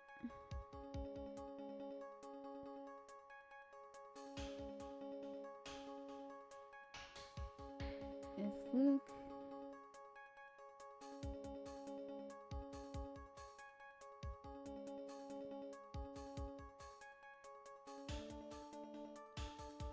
wasn't definite proof. Like, I get it, but how do I prove it?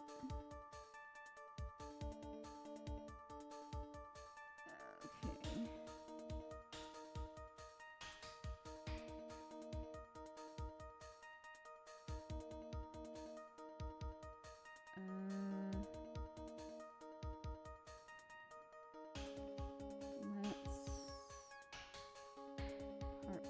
I think it's 4-2. Yeah.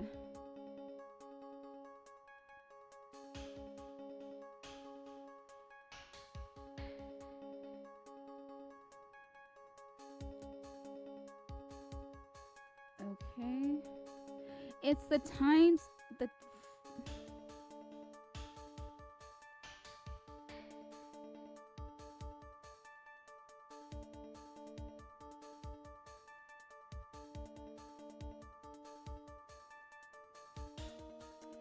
Okay, I get it now.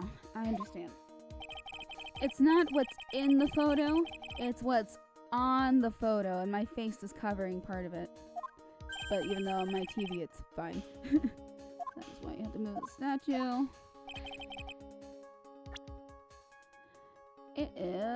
Ta-da! Take that! Naturally, the lies in this photo is the timestamp. What do you mean? I'll tell you exactly what I mean. On the night in question, Luke Atney went to KB Security and murdered Kane Bullard. Therefore, it's obvious. It would have been impossible for him to have been at Lordly Taylor at this time. Yep. But what does that have to do with the statue being moved? Remember, if you will, Your Honor. When was the statue placed beside the warehouse door? Well, the statue was taken down to the warehouse on the day of the crime, and it was placed there in order to cover up the paint. Exactly. Luke Atney had already decided on the time when he was going to kill the victim. And so, in order to create an alibi for that time, he took the picture days before the murder took place. What in the... Of course, the statue hadn't yet been brought down to the basement warehouse yet. ah. So on the day of the crime, Mr. Atney must have been quite nervous. As nervous as a long-tailed cat in a rocking chair factory, so to speak. I've heard it more as you're as nervous as a long-tailed cat in a room full of rocking chairs, which both equally perilous. Why? Because something that wasn't supposed to be there had been brought down and placed where it wasn't supposed to be. And that is why Luke Atney had to move the statue on the night of the murder. He did it to make the room match the way it had been in his photo. Wow! Order. Mr. Atney, is this true? One moment, Your Honor.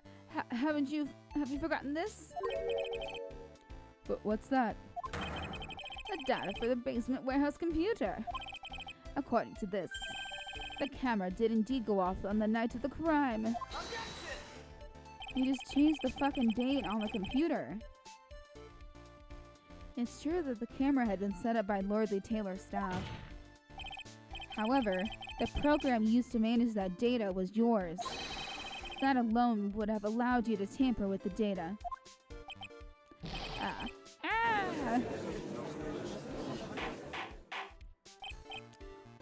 Order. Mr. Godot, what's the meaning of this?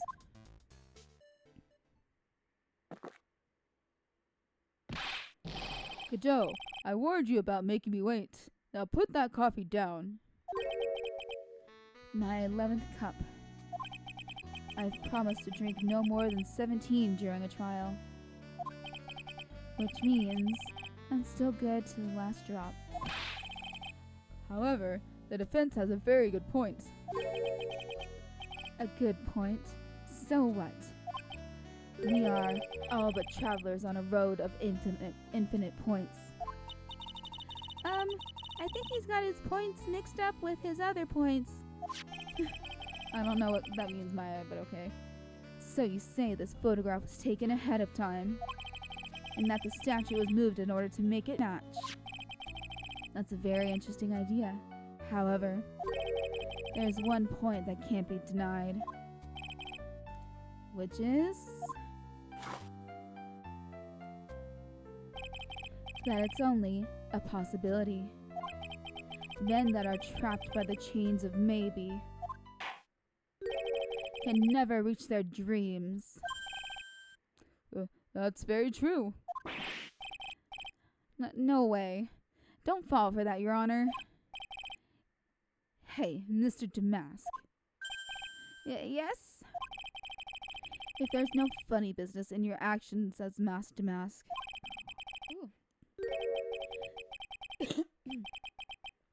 There should be no problem with you telling us your strategy. So let's hear it. Yes. Please provide the court with your testimony about your plan to steal the sacred urn.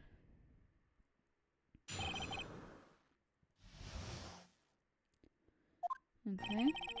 I first received the request from Lordly Taylor about 20 days ago. The urn was placed in a box and survived. It was then sent to the warehouse. I was actually unable to see the urn for myself until the day of the crime.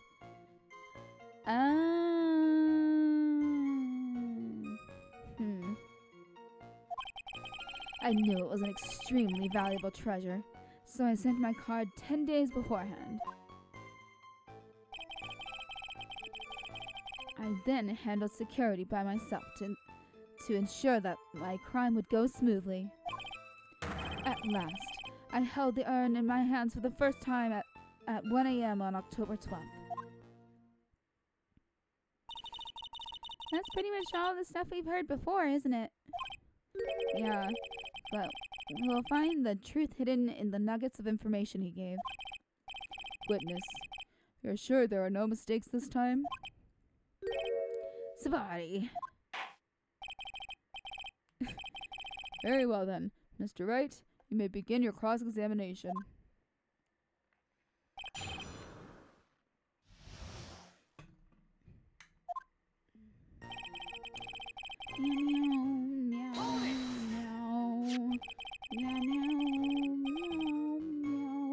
Okay, you were asked to guard the urn by Miss Adrian Andrews, is that right? Indeed.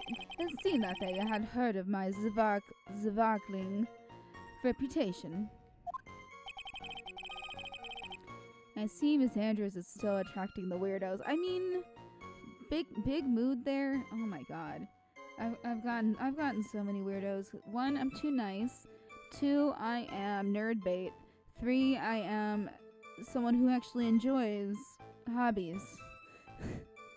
So then they see me with all my different masks on, blah blah blah blah, and then they just see the perfect girl in front of them. I'm moving my hands like over to the side. But they see the perfect girl, and I'm like, no, absolutely not. I cannot cook. Whoever I end up with will have to cook for me, or just deal with takeout forever. You better watch out too, Maya.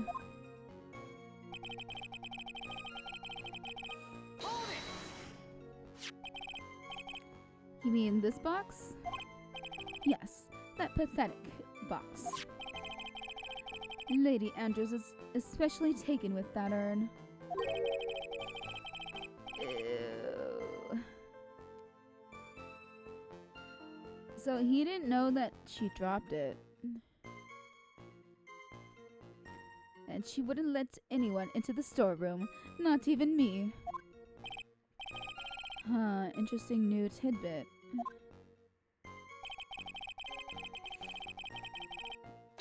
Another interesting new tidbit. So you're sure that you had never seen the urn before? You haven't even seen the fucking poster? Indeed. You may ask Lady Andrews to confirm for yourself. My security was focused entirely on the entrance to that warehouse. However, look at me, let no information whatsoever slip through my fingers.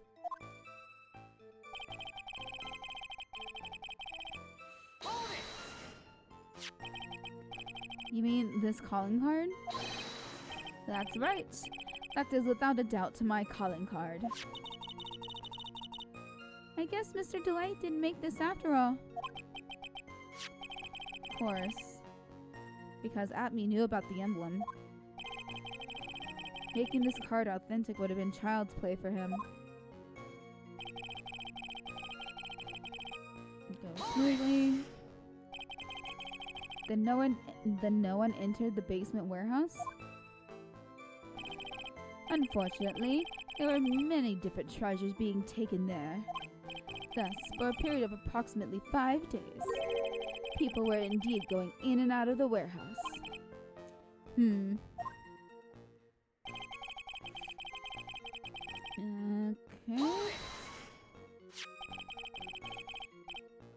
best graph. Yep. Indeed. To be honest, even if a photo was taken, I didn't think it would matter terribly much. Hey Nick, if this photo is a fake, Detective Atney might have stolen the urn wherever this was taken. That's true. Oops. You know, he's saying that he never saw the urn until that night. If we can prove that he's lying there, we can wrap this up and put a bow on it. I need to take a good hard look at the court record. Not a long to go on, is there? That detective's been covering his tracks. There's only one thing we need to prove in this cross-examination. That he took this photo well before the actual night of the crime. Alright then, how do we do that? There's one thing that Atney stated very clearly. That he had never seen the urn before he stole it. We need to prove that he's lying. Okay, I think I know. Until the day of the crime. Oops. Okay.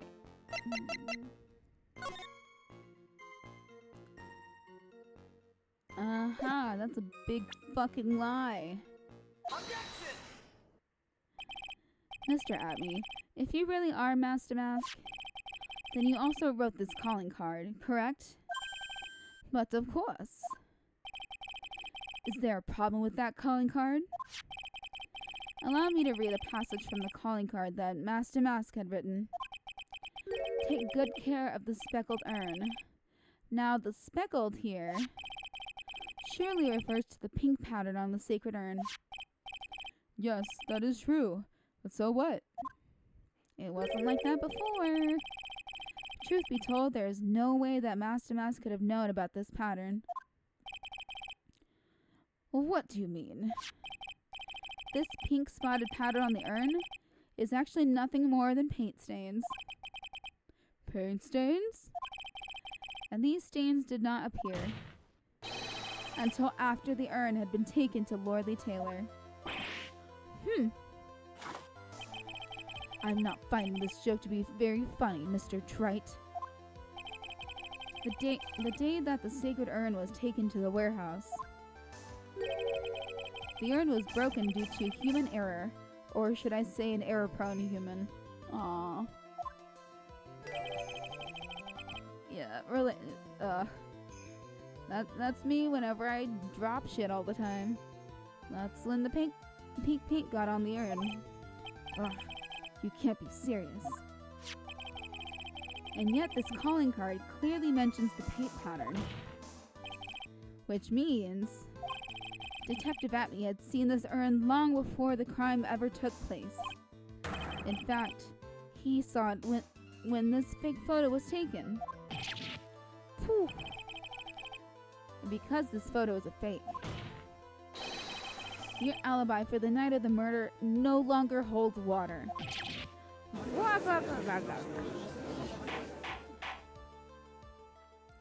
Just the sounds that video game characters make when they're drowning. You're like, oh god. Witness, do you have anything to say for yourself? Alright, that did it. He's broken. Nick, I think it's still a little early for a victory pose. Huh? He's not on his 17th cup yet. He's like number 15 at this point. It's so sad. No one has any conviction these days. Conviction, you say? Yesterday, we all decided unanimously that this man was Master Mask. And now, we're calling him a murderer.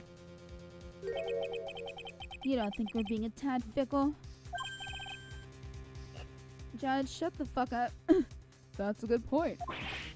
No way. Don't fall for that too, Your Honor. You say that Luke Atney was the one who killed Kane Bullard? Then let me ask you this. Why would he do that? An excellent point. Did he used to work for KV Security as well? Motive, Mr. Wright. Motive. Might you my merry murderous motive manifest? Nick, he's getting a second wind. If he prepared an alibi and pinned his crime on Ron Delight, as you say, Okay, let's see.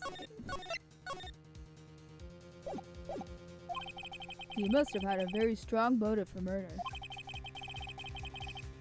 The only one with any motive we've seen is Ron Delight. Isn't that right, Detective? Indeed. According to my own research, the boy's motive is clear. Your own research? Without a motive, it's nearly impossible to prove guilt in a murder case. Now then, maybe you can enlighten us as to what the defendant's motives were. It's always this man. His voice always makes me yawn. I'd be honored to, sir, old-timer. They're doing everything they can to make Ron look suspicious. Despite our lack of hard information, this may be our only chance. Jeez, okay. Look at me. Had no points of contact with the victim whatsoever. Kane Pollard decided to investigate Master Mask and simply mistook who he was. It was Mr. Bullard who wrote the blackmail letter and sent it to Ron Delight. And it was again Mr. Bullard who harbored a grudge against Mr. Delight for his betrayal. Mr. Bullard's mistake is quite excusable. The defendant truly believes he is Master Mask. That is why Mr. Delight saw it fit to kill Kane Bullard. Truly a tragedy. Okay, that was a lot of horseshit. So the victim, Kane Bullard, blackmailed the defendant? This is the blackmail letter found in the defendant's apartment. The handwriting test confirms that it was Mr. Bullard. Mr. Bullard was indeed the one who wrote the letter, but he is mentioning the red diamond. So this letter was meant for Luke.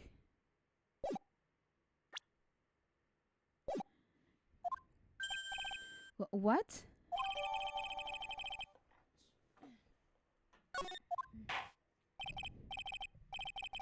Very well, Mr. Wright. Begin your cross-examination. Well, fuck.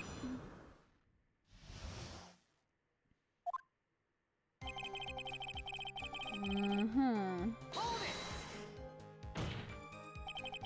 And who in the world is going to prove that? I will. After doing a thorough background check of Detective Atney and Kane Bullard, we were unable to find any links between them. It's all in the report. What report? Perhaps they were connected through their work? They were both involved in security. Nope. That was blunt. In any case, the only one with a motive was Mr. Delight. Hold it! Mistook? That's right, mistook. From the Old Norse mistaka, meaning to take an error. I didn't know that.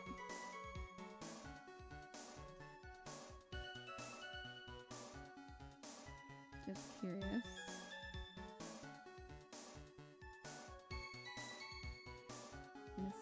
Old Norse, not Nos. Norse mistaka.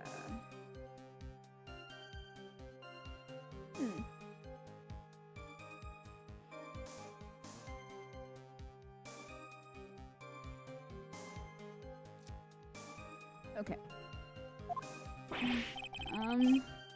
That wasn't what I meant.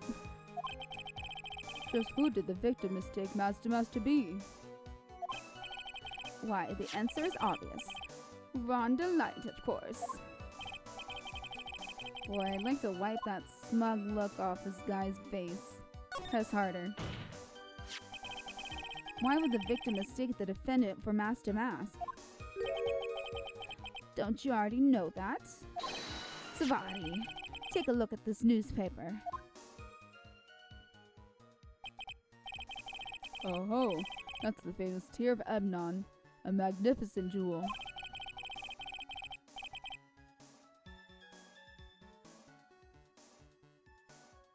No. I was like, maybe he's colorblind and thinks that's the red diamond? But no, he's mentioned red diamond before. And that photo shows a magnificent detective as well, does it not? Furthermore, it also shows that an ugly guard, namely the defendant. The defendant? The victim clearly misread this article and said, and Zavadi. He got the wrong impression. The impression that this ugly security guard was in fact Master Mask. I see. That was an unusually reasonable deduction. Hold it!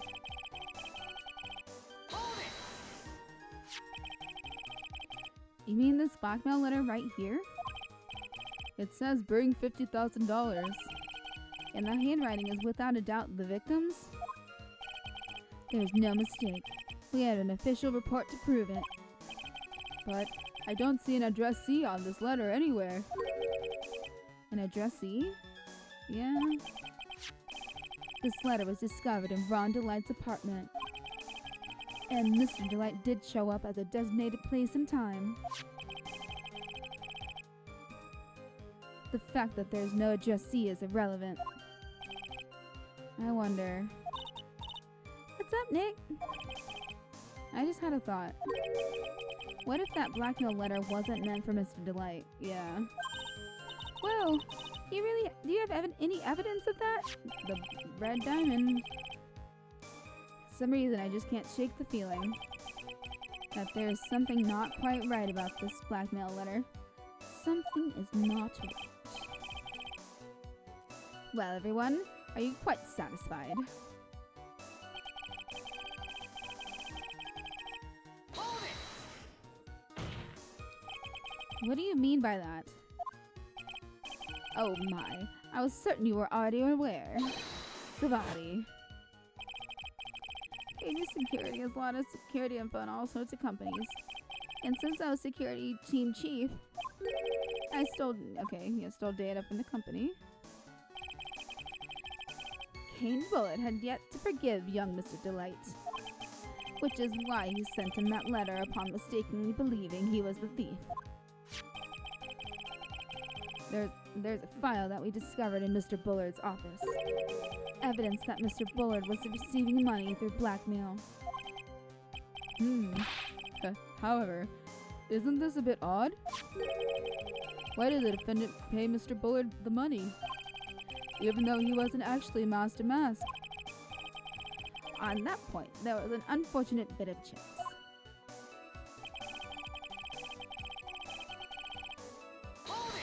Okay. Do you really think that story's gonna hold up? Ooh, Phoenix.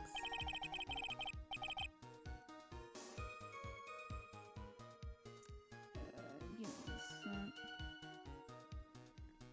a sec. That assertion is not merely my own, I'm afraid. What do you mean?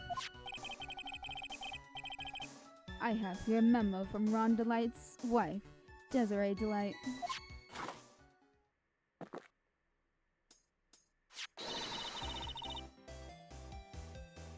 Ronnie thinks he's Master Mask. Don't you feel sorry for him? Please don't think too badly of him. I'd like to think he's just perfectly imitating her voice. Ha. Well, Mr. Trite. Was he trying to act like Miss Delight just now? I thought he was pretty convincing. Oh my god. Maya. Hold it! Now that's just your imagination talking. Come now, soy lawyer. I'm afraid imagination isn't the right word for it. This is a deduction, the result of carefully applied reasoning. Did we hear that careful reasoning for ourselves? It's a long story, and better saved for— Fuck you, no. Go fuck yourself. I go to prison with you now. Very well, another time. Those so-called long stories aren't usually all that long. At least not in my experience. So you're gonna try to connect Detective Abby to Mr. Bullard, right? Yeah, that's right. They won't require surgery either. In that case, you'll have to talk about the blackmail. That's true. Was that blackmail letter really intended for Ron? Since we don't have enough information, you should press him for more testimony. Maybe I'll be able to shake some contradictions loose that way.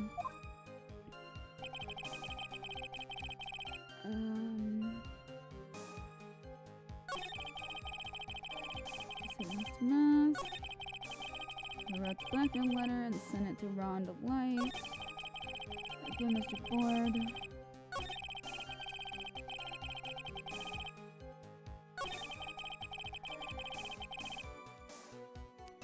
And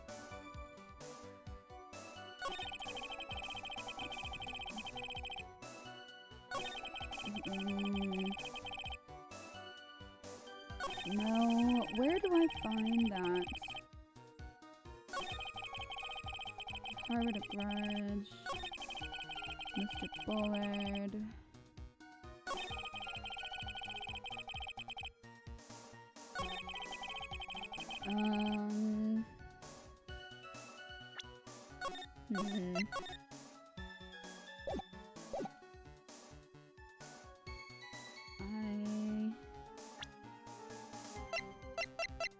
Do I present the blackmail letter? Objection! No. Okay. No.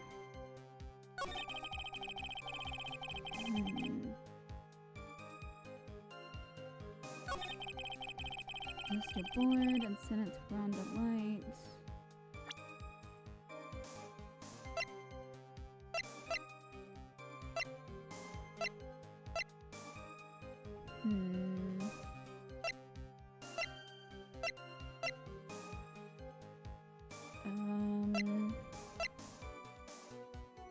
I feel like the newspaper clipping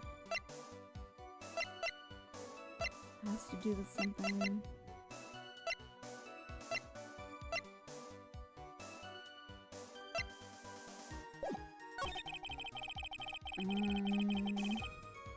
Well, no, okay, wait. No, I get it. I was right. Well, I was saving first.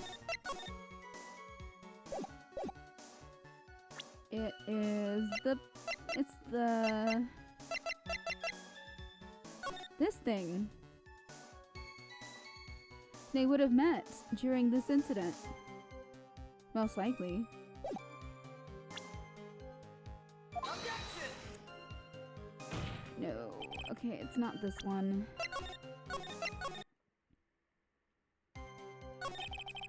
Bullard decided to defend Steve Mask to Mask and simply mistook who he was. Mr. Bullard.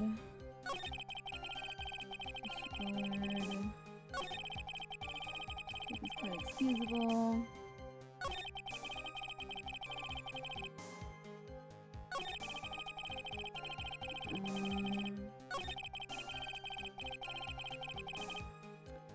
Here, I need to take a quick bathroom break. I'll be back in a few minutes. Be right back.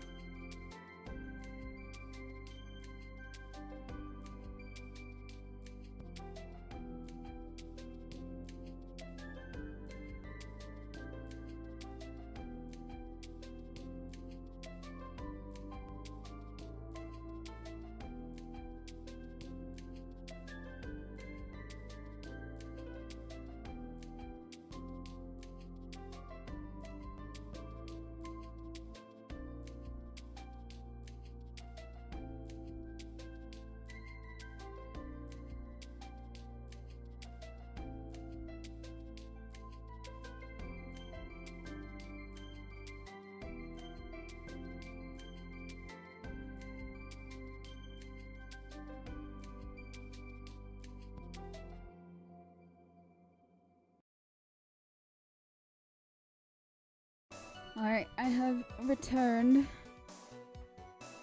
Revived.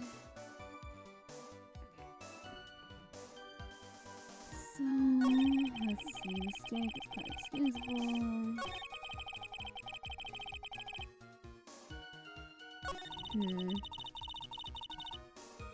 Let's see.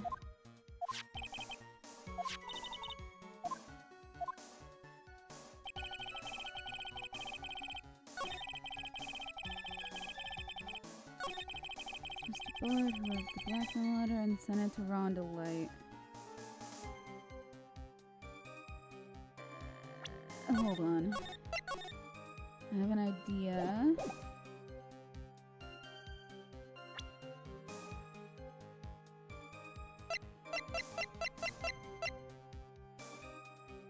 Because it mentions red diamond, not blue diamond. Unless he's colorblind, then that just fucks everything up, doesn't it? Okay. Objection!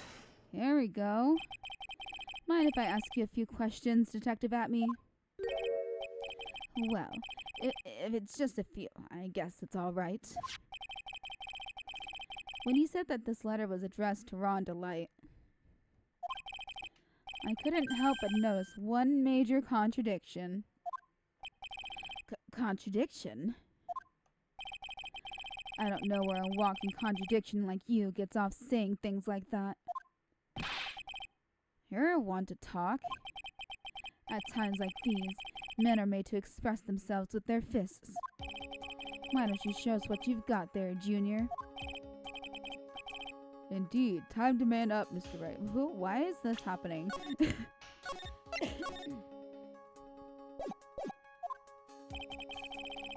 Show us the contradiction.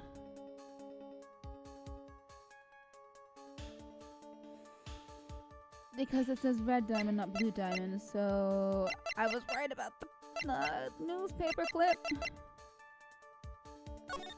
Cause look, blue. Ron's supposed to have the blue one. Take that! Take a good look at this newspaper clipping. Look at this paper.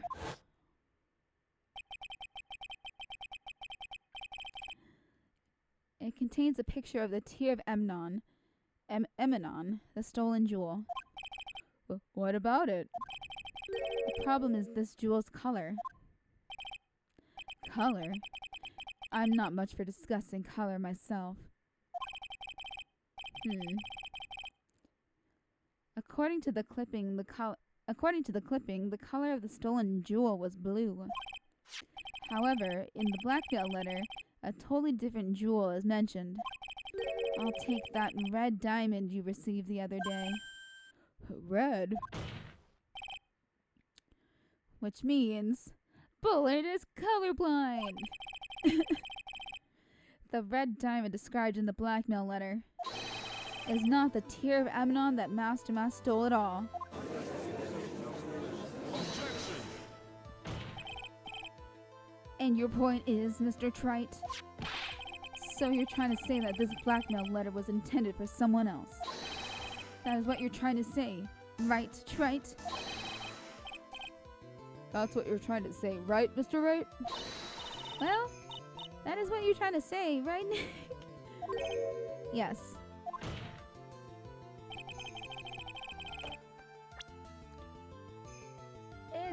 Oh, shit!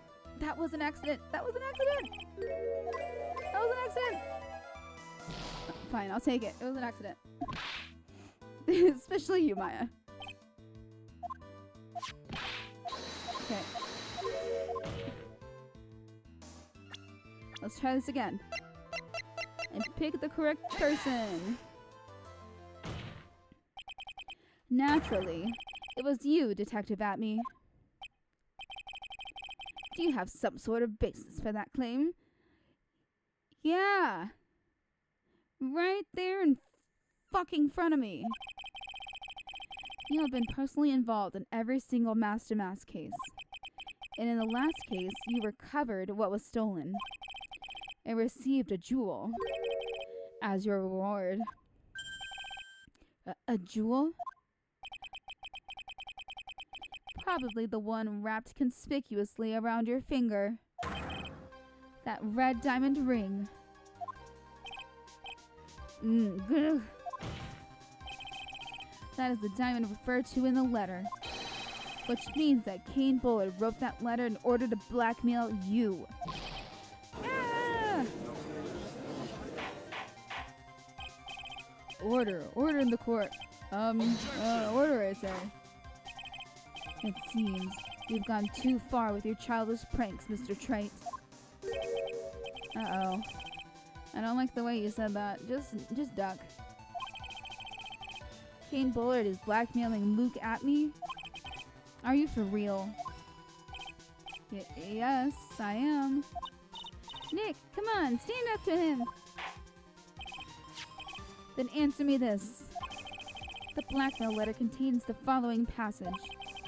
You don't want your identity revealed to the world. Yes, it certainly does.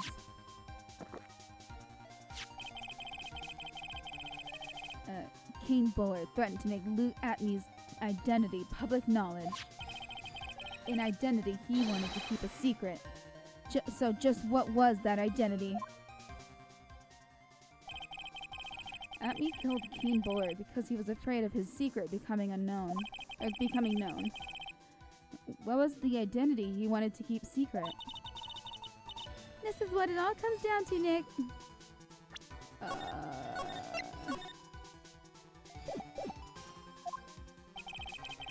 The identity that Luke Atney wanted to so desperately keep.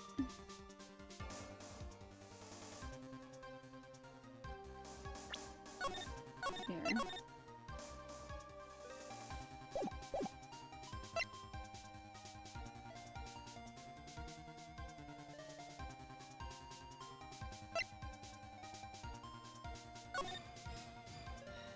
Is that it? Luke Atney was a blackmailer. Objection! Is that it? Hey, now. Oh, is it? Whoopsie. Never mind. It wasn't that one. I thought it was being like subversive. The Master Mask. Luke Atney was Master Mask. Just kidding. That never happened.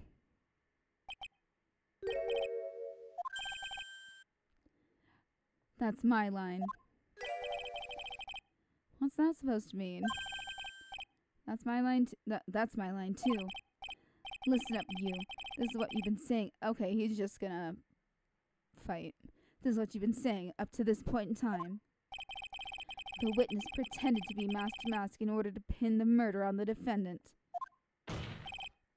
In which case, you'll want to insist up to and beyond the day you die that Rhonda Light was in fact Master Mask. What? What does this mean?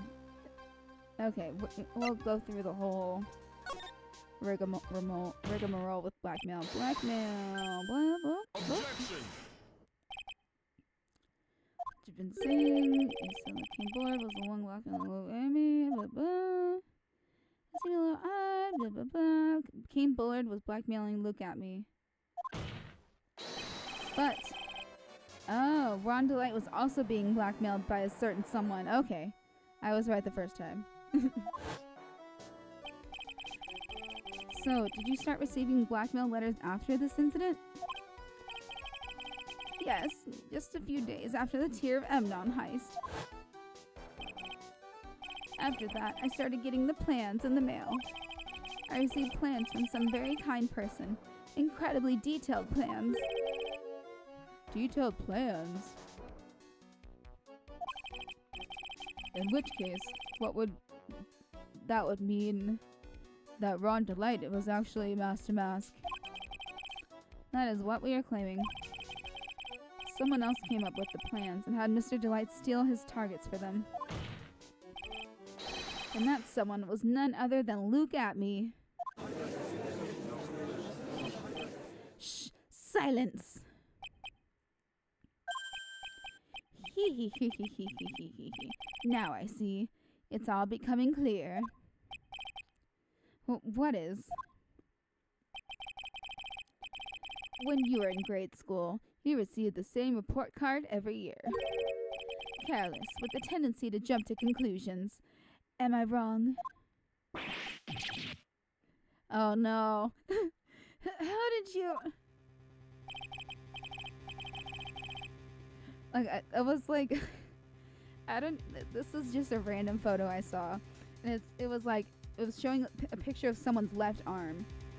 And it was like, if you were born in the 90s, you have a freckle right here on your arm. And I'm like... What? How?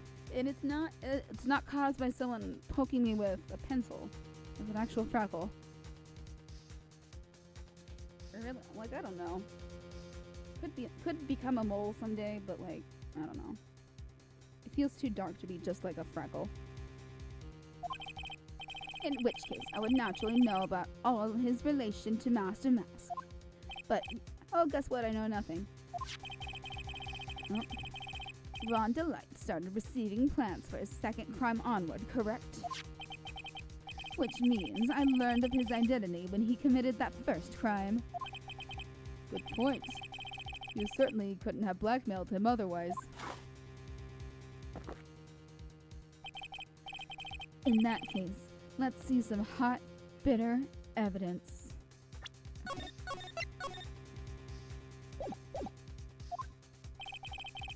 During the first crime... Isn't the picture? Because he left his costume out?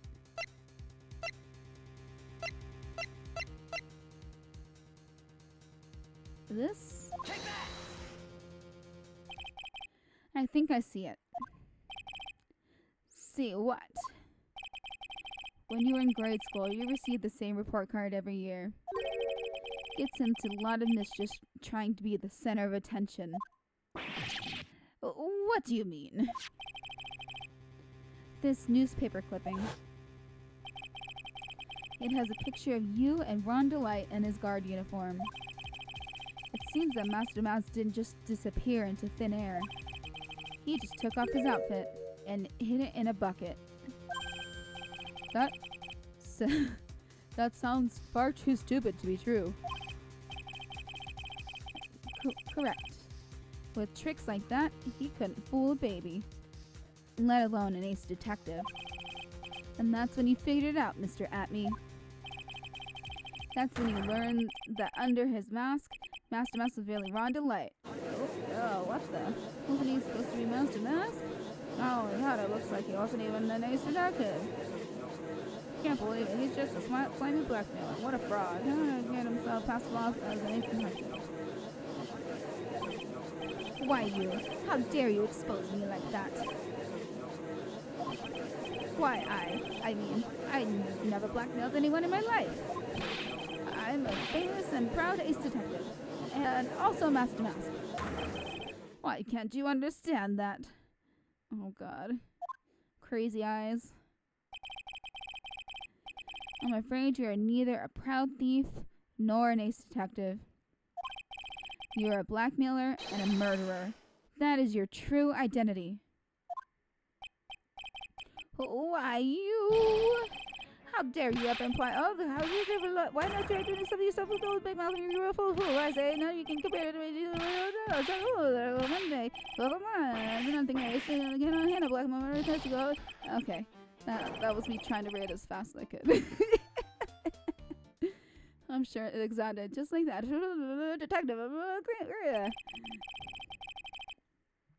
It would seem we finally arrived at the real answer. That was quite a performance by Mr. Atme. Bailiff, please prepare a cell for Mr. Atme. Objection! Shut the fuck up, Godot. Is this your 17th cup? The hammer that strikes Too fast, has no time to aim. What do you mean? I'm already prepared to deliver my ruling. allow me to say one thing. I will be the one to no, you won't. Get the fuck out of here! I hate this man. Like, I don't know. I feel like I hated Von Karma more because he's hurt more people than I know of. That I know of. I don't know about this guy. You know, you don't even know how old he is. Because he's got white hair. He looks like fucking Kakashi. Like he's reverse Kakashi, okay? Because like he has a black beard, which means he's young, but he has white hair, so it just means it's anime. You don't get much more in your face than that. It appears that your claws weren't sharp enough, Mr. Trite. What do you... It's true that you've proven a lot of things. Things like Luke Atney was a filthy blackmailer, and that he wasn't at Lordly Taylor the night of the murder. That's right. That's why he's the one who killed Bull. But there's still one thing you have yet to prove. What's that? Just because he wasn't at the warehouse doesn't mean he was at the murder scene.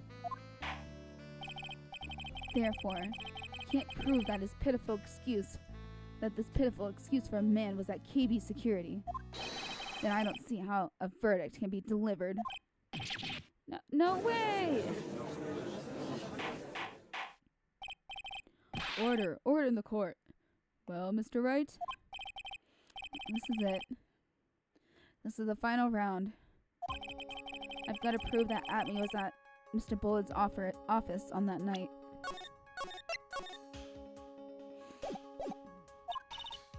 But, can you really prove that? That's long enough, Mr. Trite. I want to hear your answer. That night, Luke Atney was at KB Security in the fence.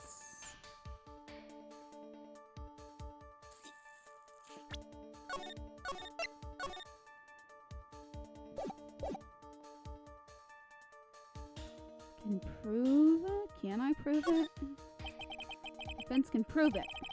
With evidence. Are you sure? Ha! Don't you worry, I'll watch over you as you break down and fall to pieces. Very well then, let's see this proof. Was at KB Security that night.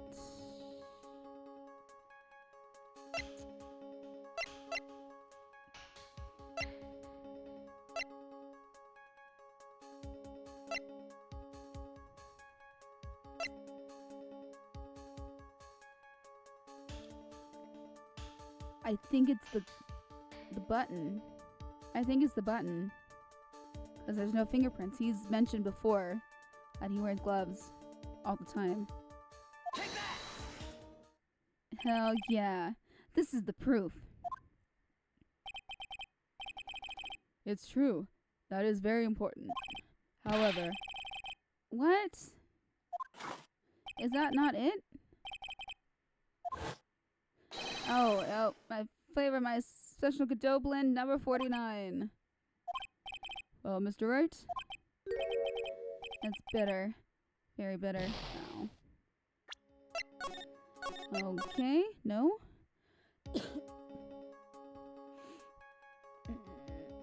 It's getting late.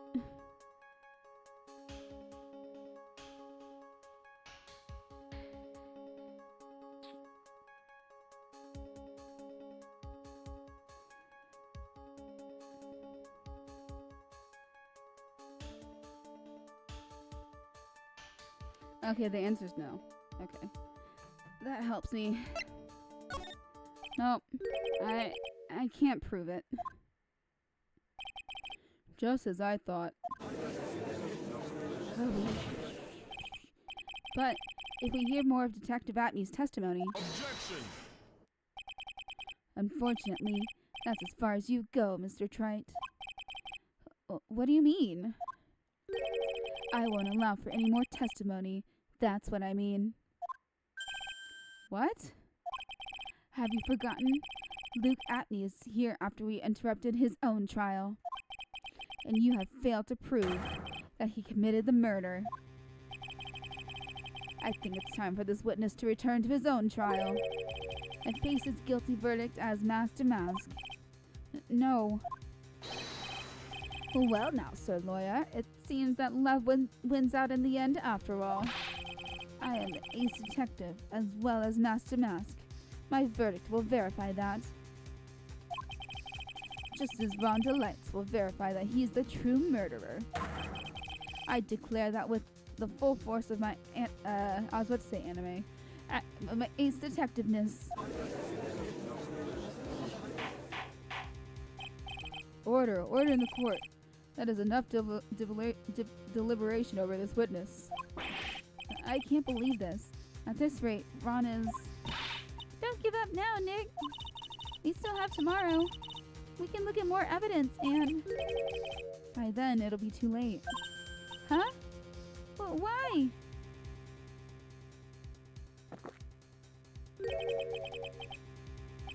Double jeopardy. One of the basic rules of any court of law. Double jeopardy? Should a defendant be tried and found innocent in court? Oh wait, nope. Should a defendant be tried and found innocent in court, that defendant cannot be tried again for the same crime. Just like OJ. He's finally dead now. Thank God. Or thank Satan. He's probably down there with him. This is a fundamental rule of all courts. And it applies to this witness as much as it applies to anyone else. Mr. Atney will be found guilty in a matter of minutes. Guilty as mask to mask, which means he will be innocent as far as the murder of Kate Bullard is concerned. No way!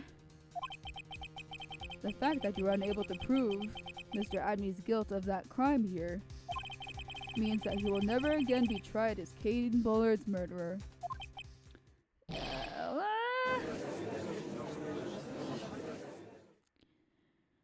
Oh shit. Now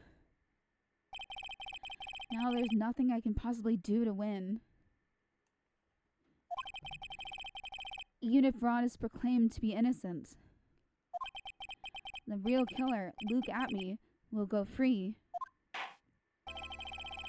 You have cross-examined every statement the witness has made here today. And as long as there is no more testimony, I'm afraid I have to declare that there will be no further questioning of this witness. Are there any objections?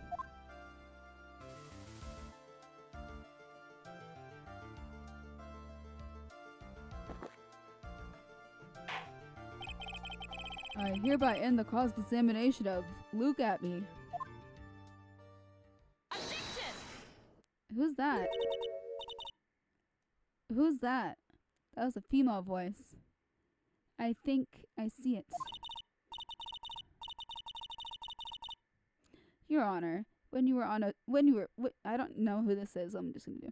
When you were a child, this is what was on your report card every year.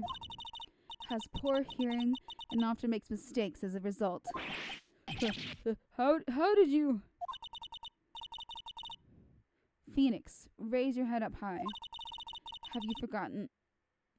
Is this Mia? Have you forgotten what I used to tell you? A lawyer is someone... Yep. A lawyer is someone who smiles no matter how bad it gets. That voice. No way. Yeah. Long time no see, Phoenix. Mia! Surprise! This is the true power of the Korean channeling technique. I know it's really Maya who's standing before me, but right now she's my mentor, Mia Fey. Now, let's do this. But there's nothing more we can do, Mia. Without any more testimony, I can't cross-examine. Not yet. The testimony's not over yet. What do you mean? Your Honor, just now you said something very interesting. You have You have cross-examined every statement the witness has made here today. But yes, that's true, but Unfortunately, Your Honor, you're forgetting something. Earlier, after the last cross-examination, this witness made a number of remarks. Well now, Sir Lawyer, it seems that love wins out in the end after all. I am the ace detective as well as Master Mask. My verdict will verify that. Just as Ron Delights will verify that he is the true murderer. I declare that with the full force of my ace detectiveness. Yes, but these comments appear to have no importance whatsoever. Very well. Then we shall approve their importance via cross-examination. At any rate, as long as the witness has made these remarks, we, the defense, assert our right to question them. Is that all right with you, prosecutor? Is something the matter, Mr. Godot? Nothing. Oh, Sir Lawyer, it looks like you're one step too late. If you think such falsehoods will do anything to me, look at... Let's hear it. Huh? Why is he... He's completely changed his attitude as soon as Mia popped up. Interesting. It's true that the witness made some remarks. So then, let's hear this last bit of cross-examination. Mr. Godot, what are you? Very well then, Mr. Look at me. I'm going to allow the defense to cross-examine your earlier remarks. The defense would like to hear why you declared the defendant to be the true murderer. So please, give us one last bit of testimony. Phoenix, this is it. This is our absolute last chance. Yes, Chief.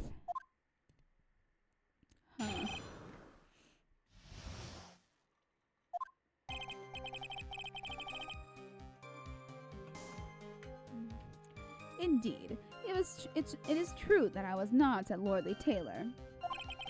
I had to leave to see about another vitally important job request. I had known about the date beforehand, so I had this photograph readied. My brilliant deduction was what informed me that the true culprit was Ron Delight. And thanks to the keycard and wallet, it was abundantly clear that he was there. I was also to make a deduction from the buzzer, which only sounded once. The button did not have any fingerprints on it. Why? The victim would have left prints if he sounded it, which means the killer sounded it. Mr. Delight was wearing his Master Mask outfit, which is why he left no prints. And the blackmail letter? The victim likely just mistook the color of the jewel. Savati. Therefore, all the evidence points to that poor boy. Oh boy. This testimony actually seems to hold up pretty well. The witness's earlier remarks do not appear to have been hastily prepared. All of his points have been explained, and none of them seem to contradict anything. But of course. But how did you know about the emergency buzzer? The police investigation documents went directly through me. And I would look over all the documents. It's elementary, Sir Lawyer. Ugh. Ouch. Excuse me. Are you going to make even more trouble for us now, Sir Lawyer? I will not allow any of your usual shenanigans, Mr. Wright. Yes, Your Honor. We cannot postpone Luke Atmey's trial any longer. This is your last chance. Hang on a sec. Just one chance? Huh. Seems that the party is about to begin. Well, Phoenix? There isn't any evidence that contradicts with that testimony. So it would seem. What do you mean, so it would seem? Tell me, Mia. Listen, Phoenix. Pointing out contradictions doesn't always mean you have to present evidence, does it? At any rate, this is our last chance. If you can't point out a case-breaking contradiction, you lose. That's all there is to it.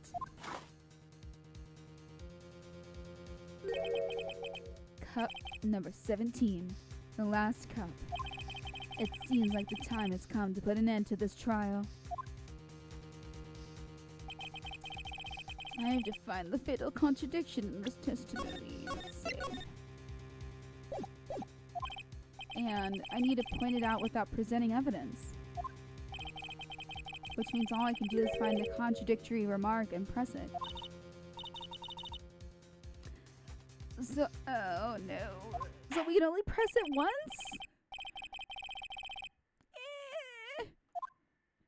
We can only press one thing.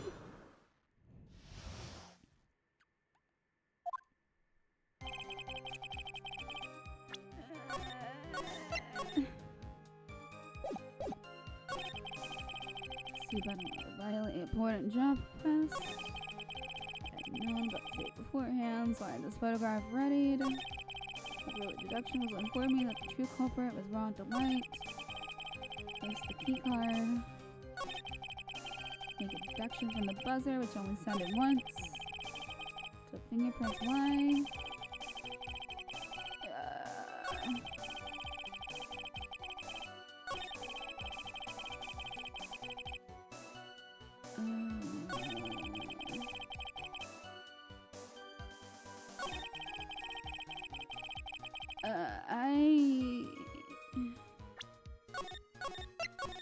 I don't think he did. Hold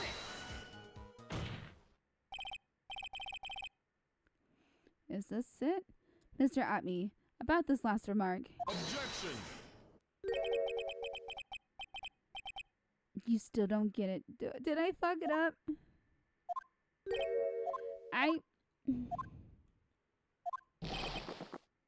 No! Fuck! Oh no.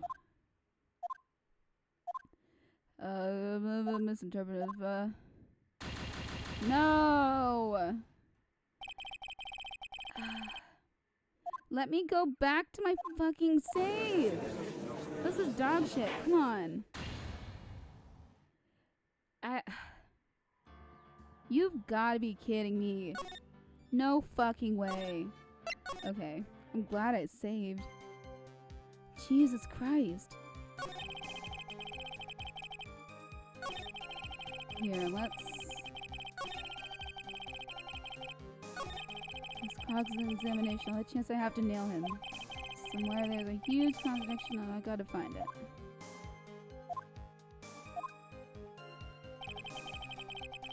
No, not Worthy Taylor.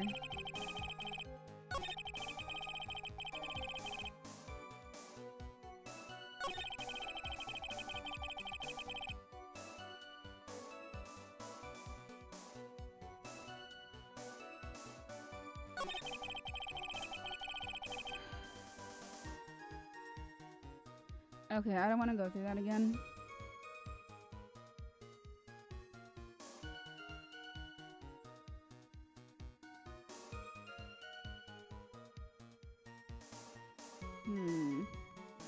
Okay.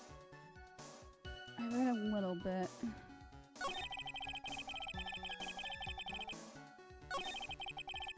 Key card, wallet.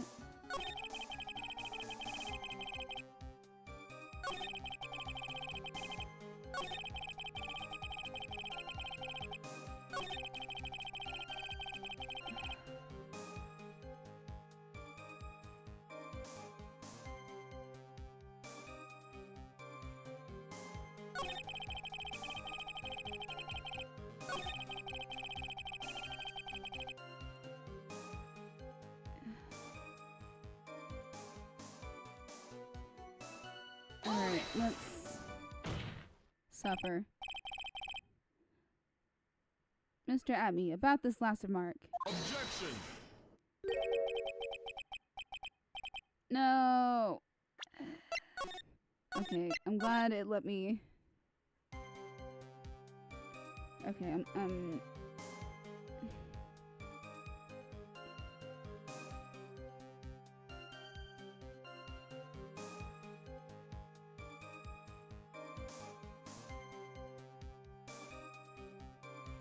okay, this is specific. Okay, it says the ninth statement. Okay. Okay. 1, 2, 3, 4, 5, 6, 7, 8, 9.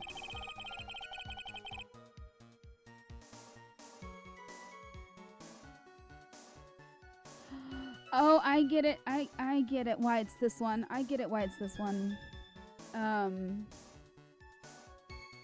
could he know that he was wearing his outfit? 'Cause Ron was the one who told us that, not him. He wasn't here. Oh my god, I would have never. I found a website that gives like hints. It doesn't get the full answer. Let's let you get it. So, Mr. Atme, about this last night. Is it this one? You still don't get it, do you, Wright? This isn't the time to be pressing the witness on every little statement.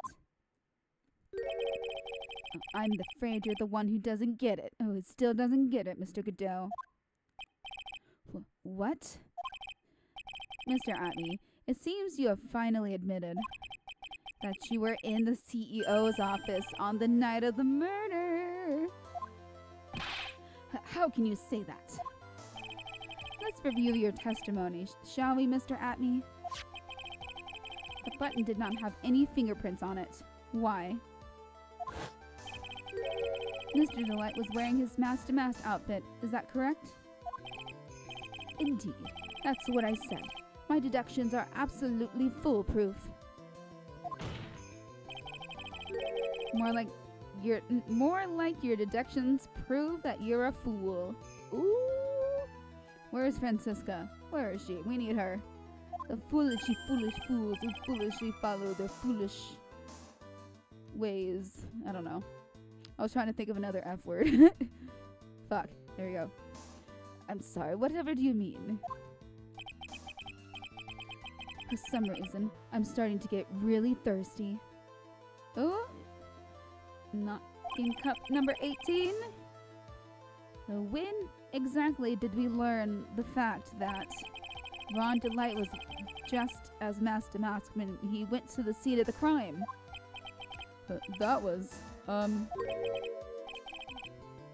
it was just a few hours ago. Back when my sixth cup was looking at me with a cold stare. Oh, did I forget to mention it before? I'm sorry, I just never had a chance to mention it up until now.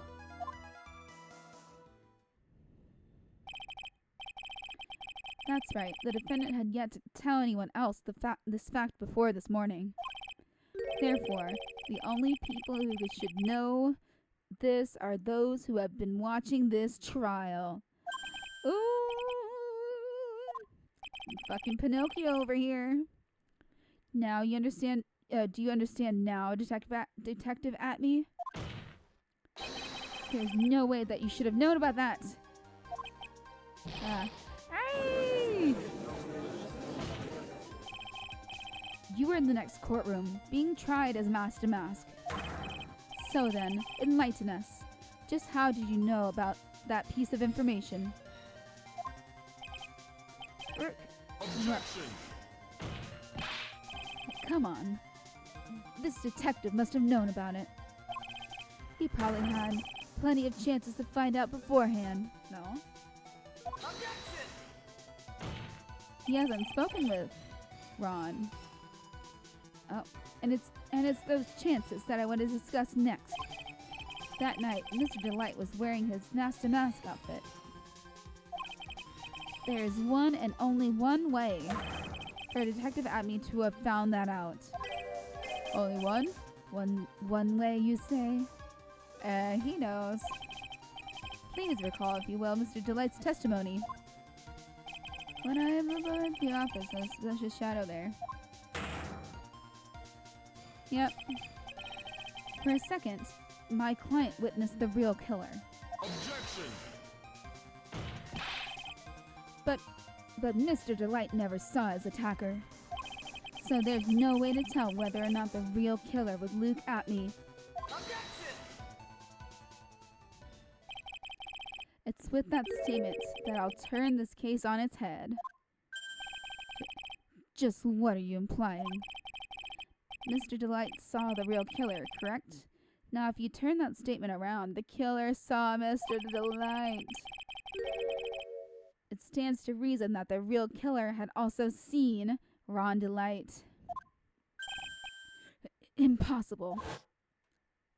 Inconceivable. Yep. Detective Atme, you saw Master Mask at the murder scene that night. You saw him when you killed Kate Bullard and assaulted Ron Delight. That was the only way you could have known what Ron was wearing. Ooh. Uh-oh. Earthquake? No. Oh, God.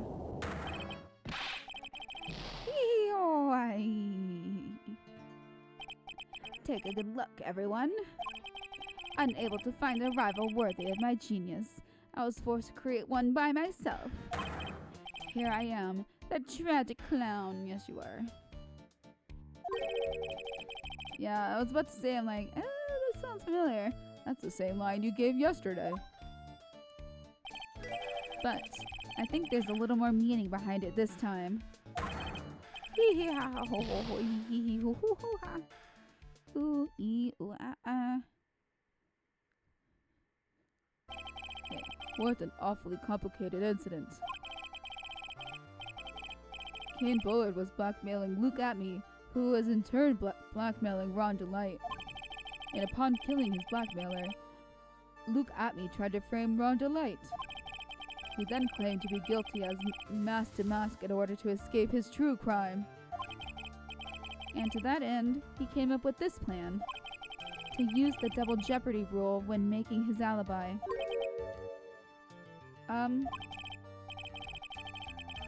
At any rate, it would seem we've finally found the truth. I think this is Ron. Excuse me. I came perilously close to besmirching the record of an innocent young man. Besmirching him with the title of murderer. Don't ignore me. Oh, I didn't realize you were there. Why wouldn't he be? About the verdict. I know. You never committed any murder. That's right. I'm so glad you understand that, but I really am Master Mask. Huh? So, thanks to that trial yesterday, I'm innocent. Oh! I'm innocent now, right? Oopsie. What was it you said? Double jeopardy? Now that you mention it. I've been careless. Careless? What do you think, Mia? As the defendant says, the rule of double jeopardy is absolute. It worked even with OJ. Because everyone mentions OJ. The defendant can never be tried twice for a crime in which he was once found innocent. Then, Master Mask is really innocent? It would seem so. For now. For now. For now. Now then, this court finds the defendant not guilty. Woo!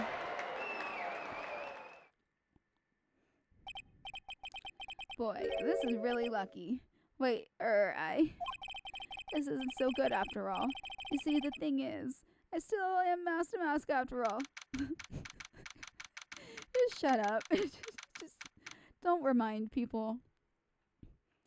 Okay, 3:35 p.m. You did it, Phoenix. Thanks, Mia. It's been a long time, hasn't it? Yeah, it's because Maya doesn't call on me much these days. Oh? I'm just joking, Phoenix. Don't take everything so seriously. But on the other hand, Maya, she seems kind of torn these days. You mean about becoming the master of the Korean channeling school? Becoming the master means saying goodbye to our mother. Misty Faye, right? Watch over her, will you, Phoenix? Of course. Well then, see you around. Aww. Mia. Mr. Wright. I don't know what to say. Congratulations, Mr. Delight.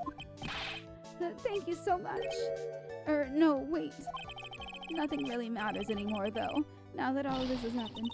Come on, just be happy already. Maya. You've been cleared of the murder charges and got off as Master Mask to boot.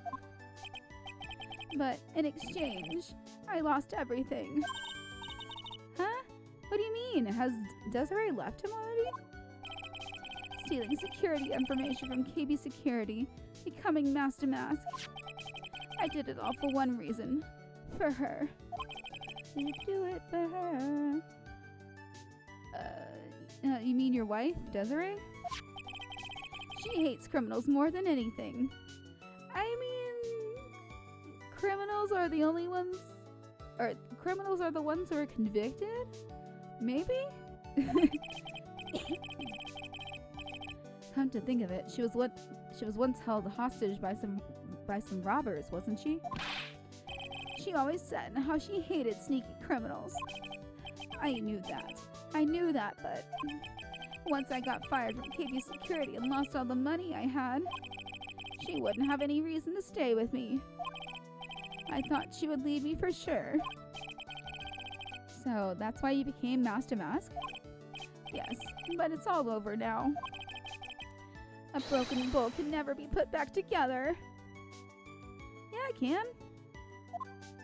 They make a whole art form out of that with gold, right? That's not true, right, Nick? Right. Really? Can't we go back to the way things were? You'll be fine, and Nick can prove it. I can? I don't want to mess up this last thing.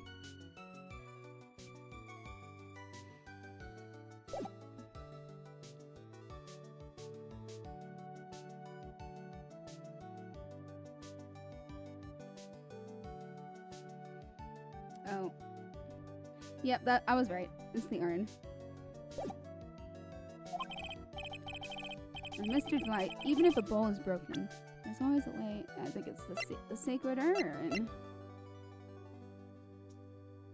Take that! The sacred urn. Desi was the one who found this. Desiree, your wife, she's always believed in you, Ron. That's why you'll be fine. You don't have to worry about anything. Ooh. Ah, there you are. Miss Delight. You did it, Ronnie. You're innocent. I'm so happy. Thank you. I appreciate that, but, I suppose you don't want anything more to do with me, do you? Ronnie, why didn't you talk to me about what was going on? I had no idea you quit KB Security. I never imagined that you were really Master Mask either. Miss Delight, what are you going to do now that you know? You're not going to really leave him, are you? Yep.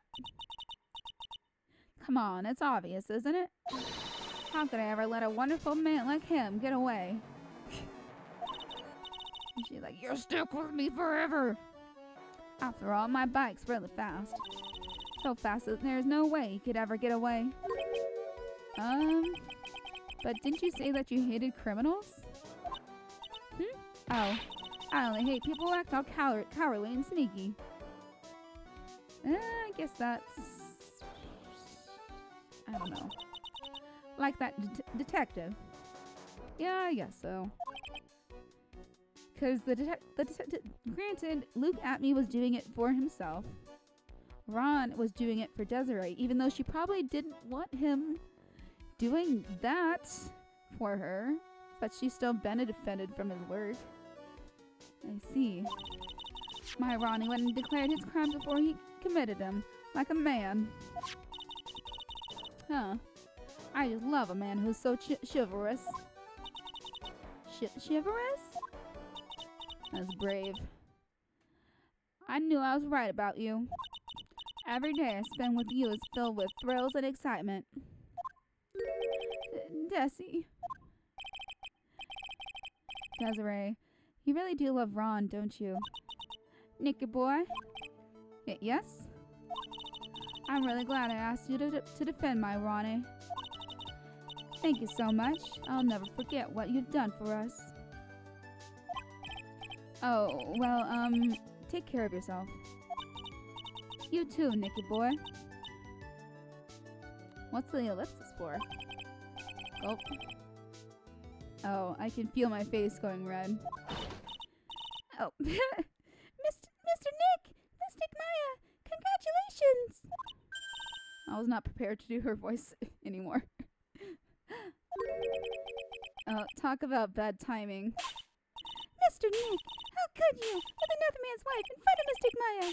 Oh, I'll never forgive you, never, ever! She's got a mean double slap attack. So, just as the case came to a close, so too did my consciousness. Ron said a broken bowl can never be put back together. But I know that's not true. I mean, just look. I mean, it's got more history under its belt, you know? I'm sure Amy didn't go anywhere, since it has her name on it still, technically.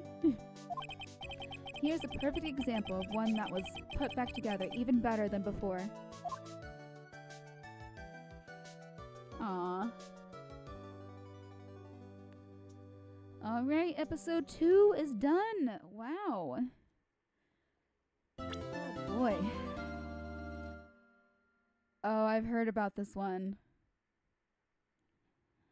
I've heard about this is supposed to be a bad one.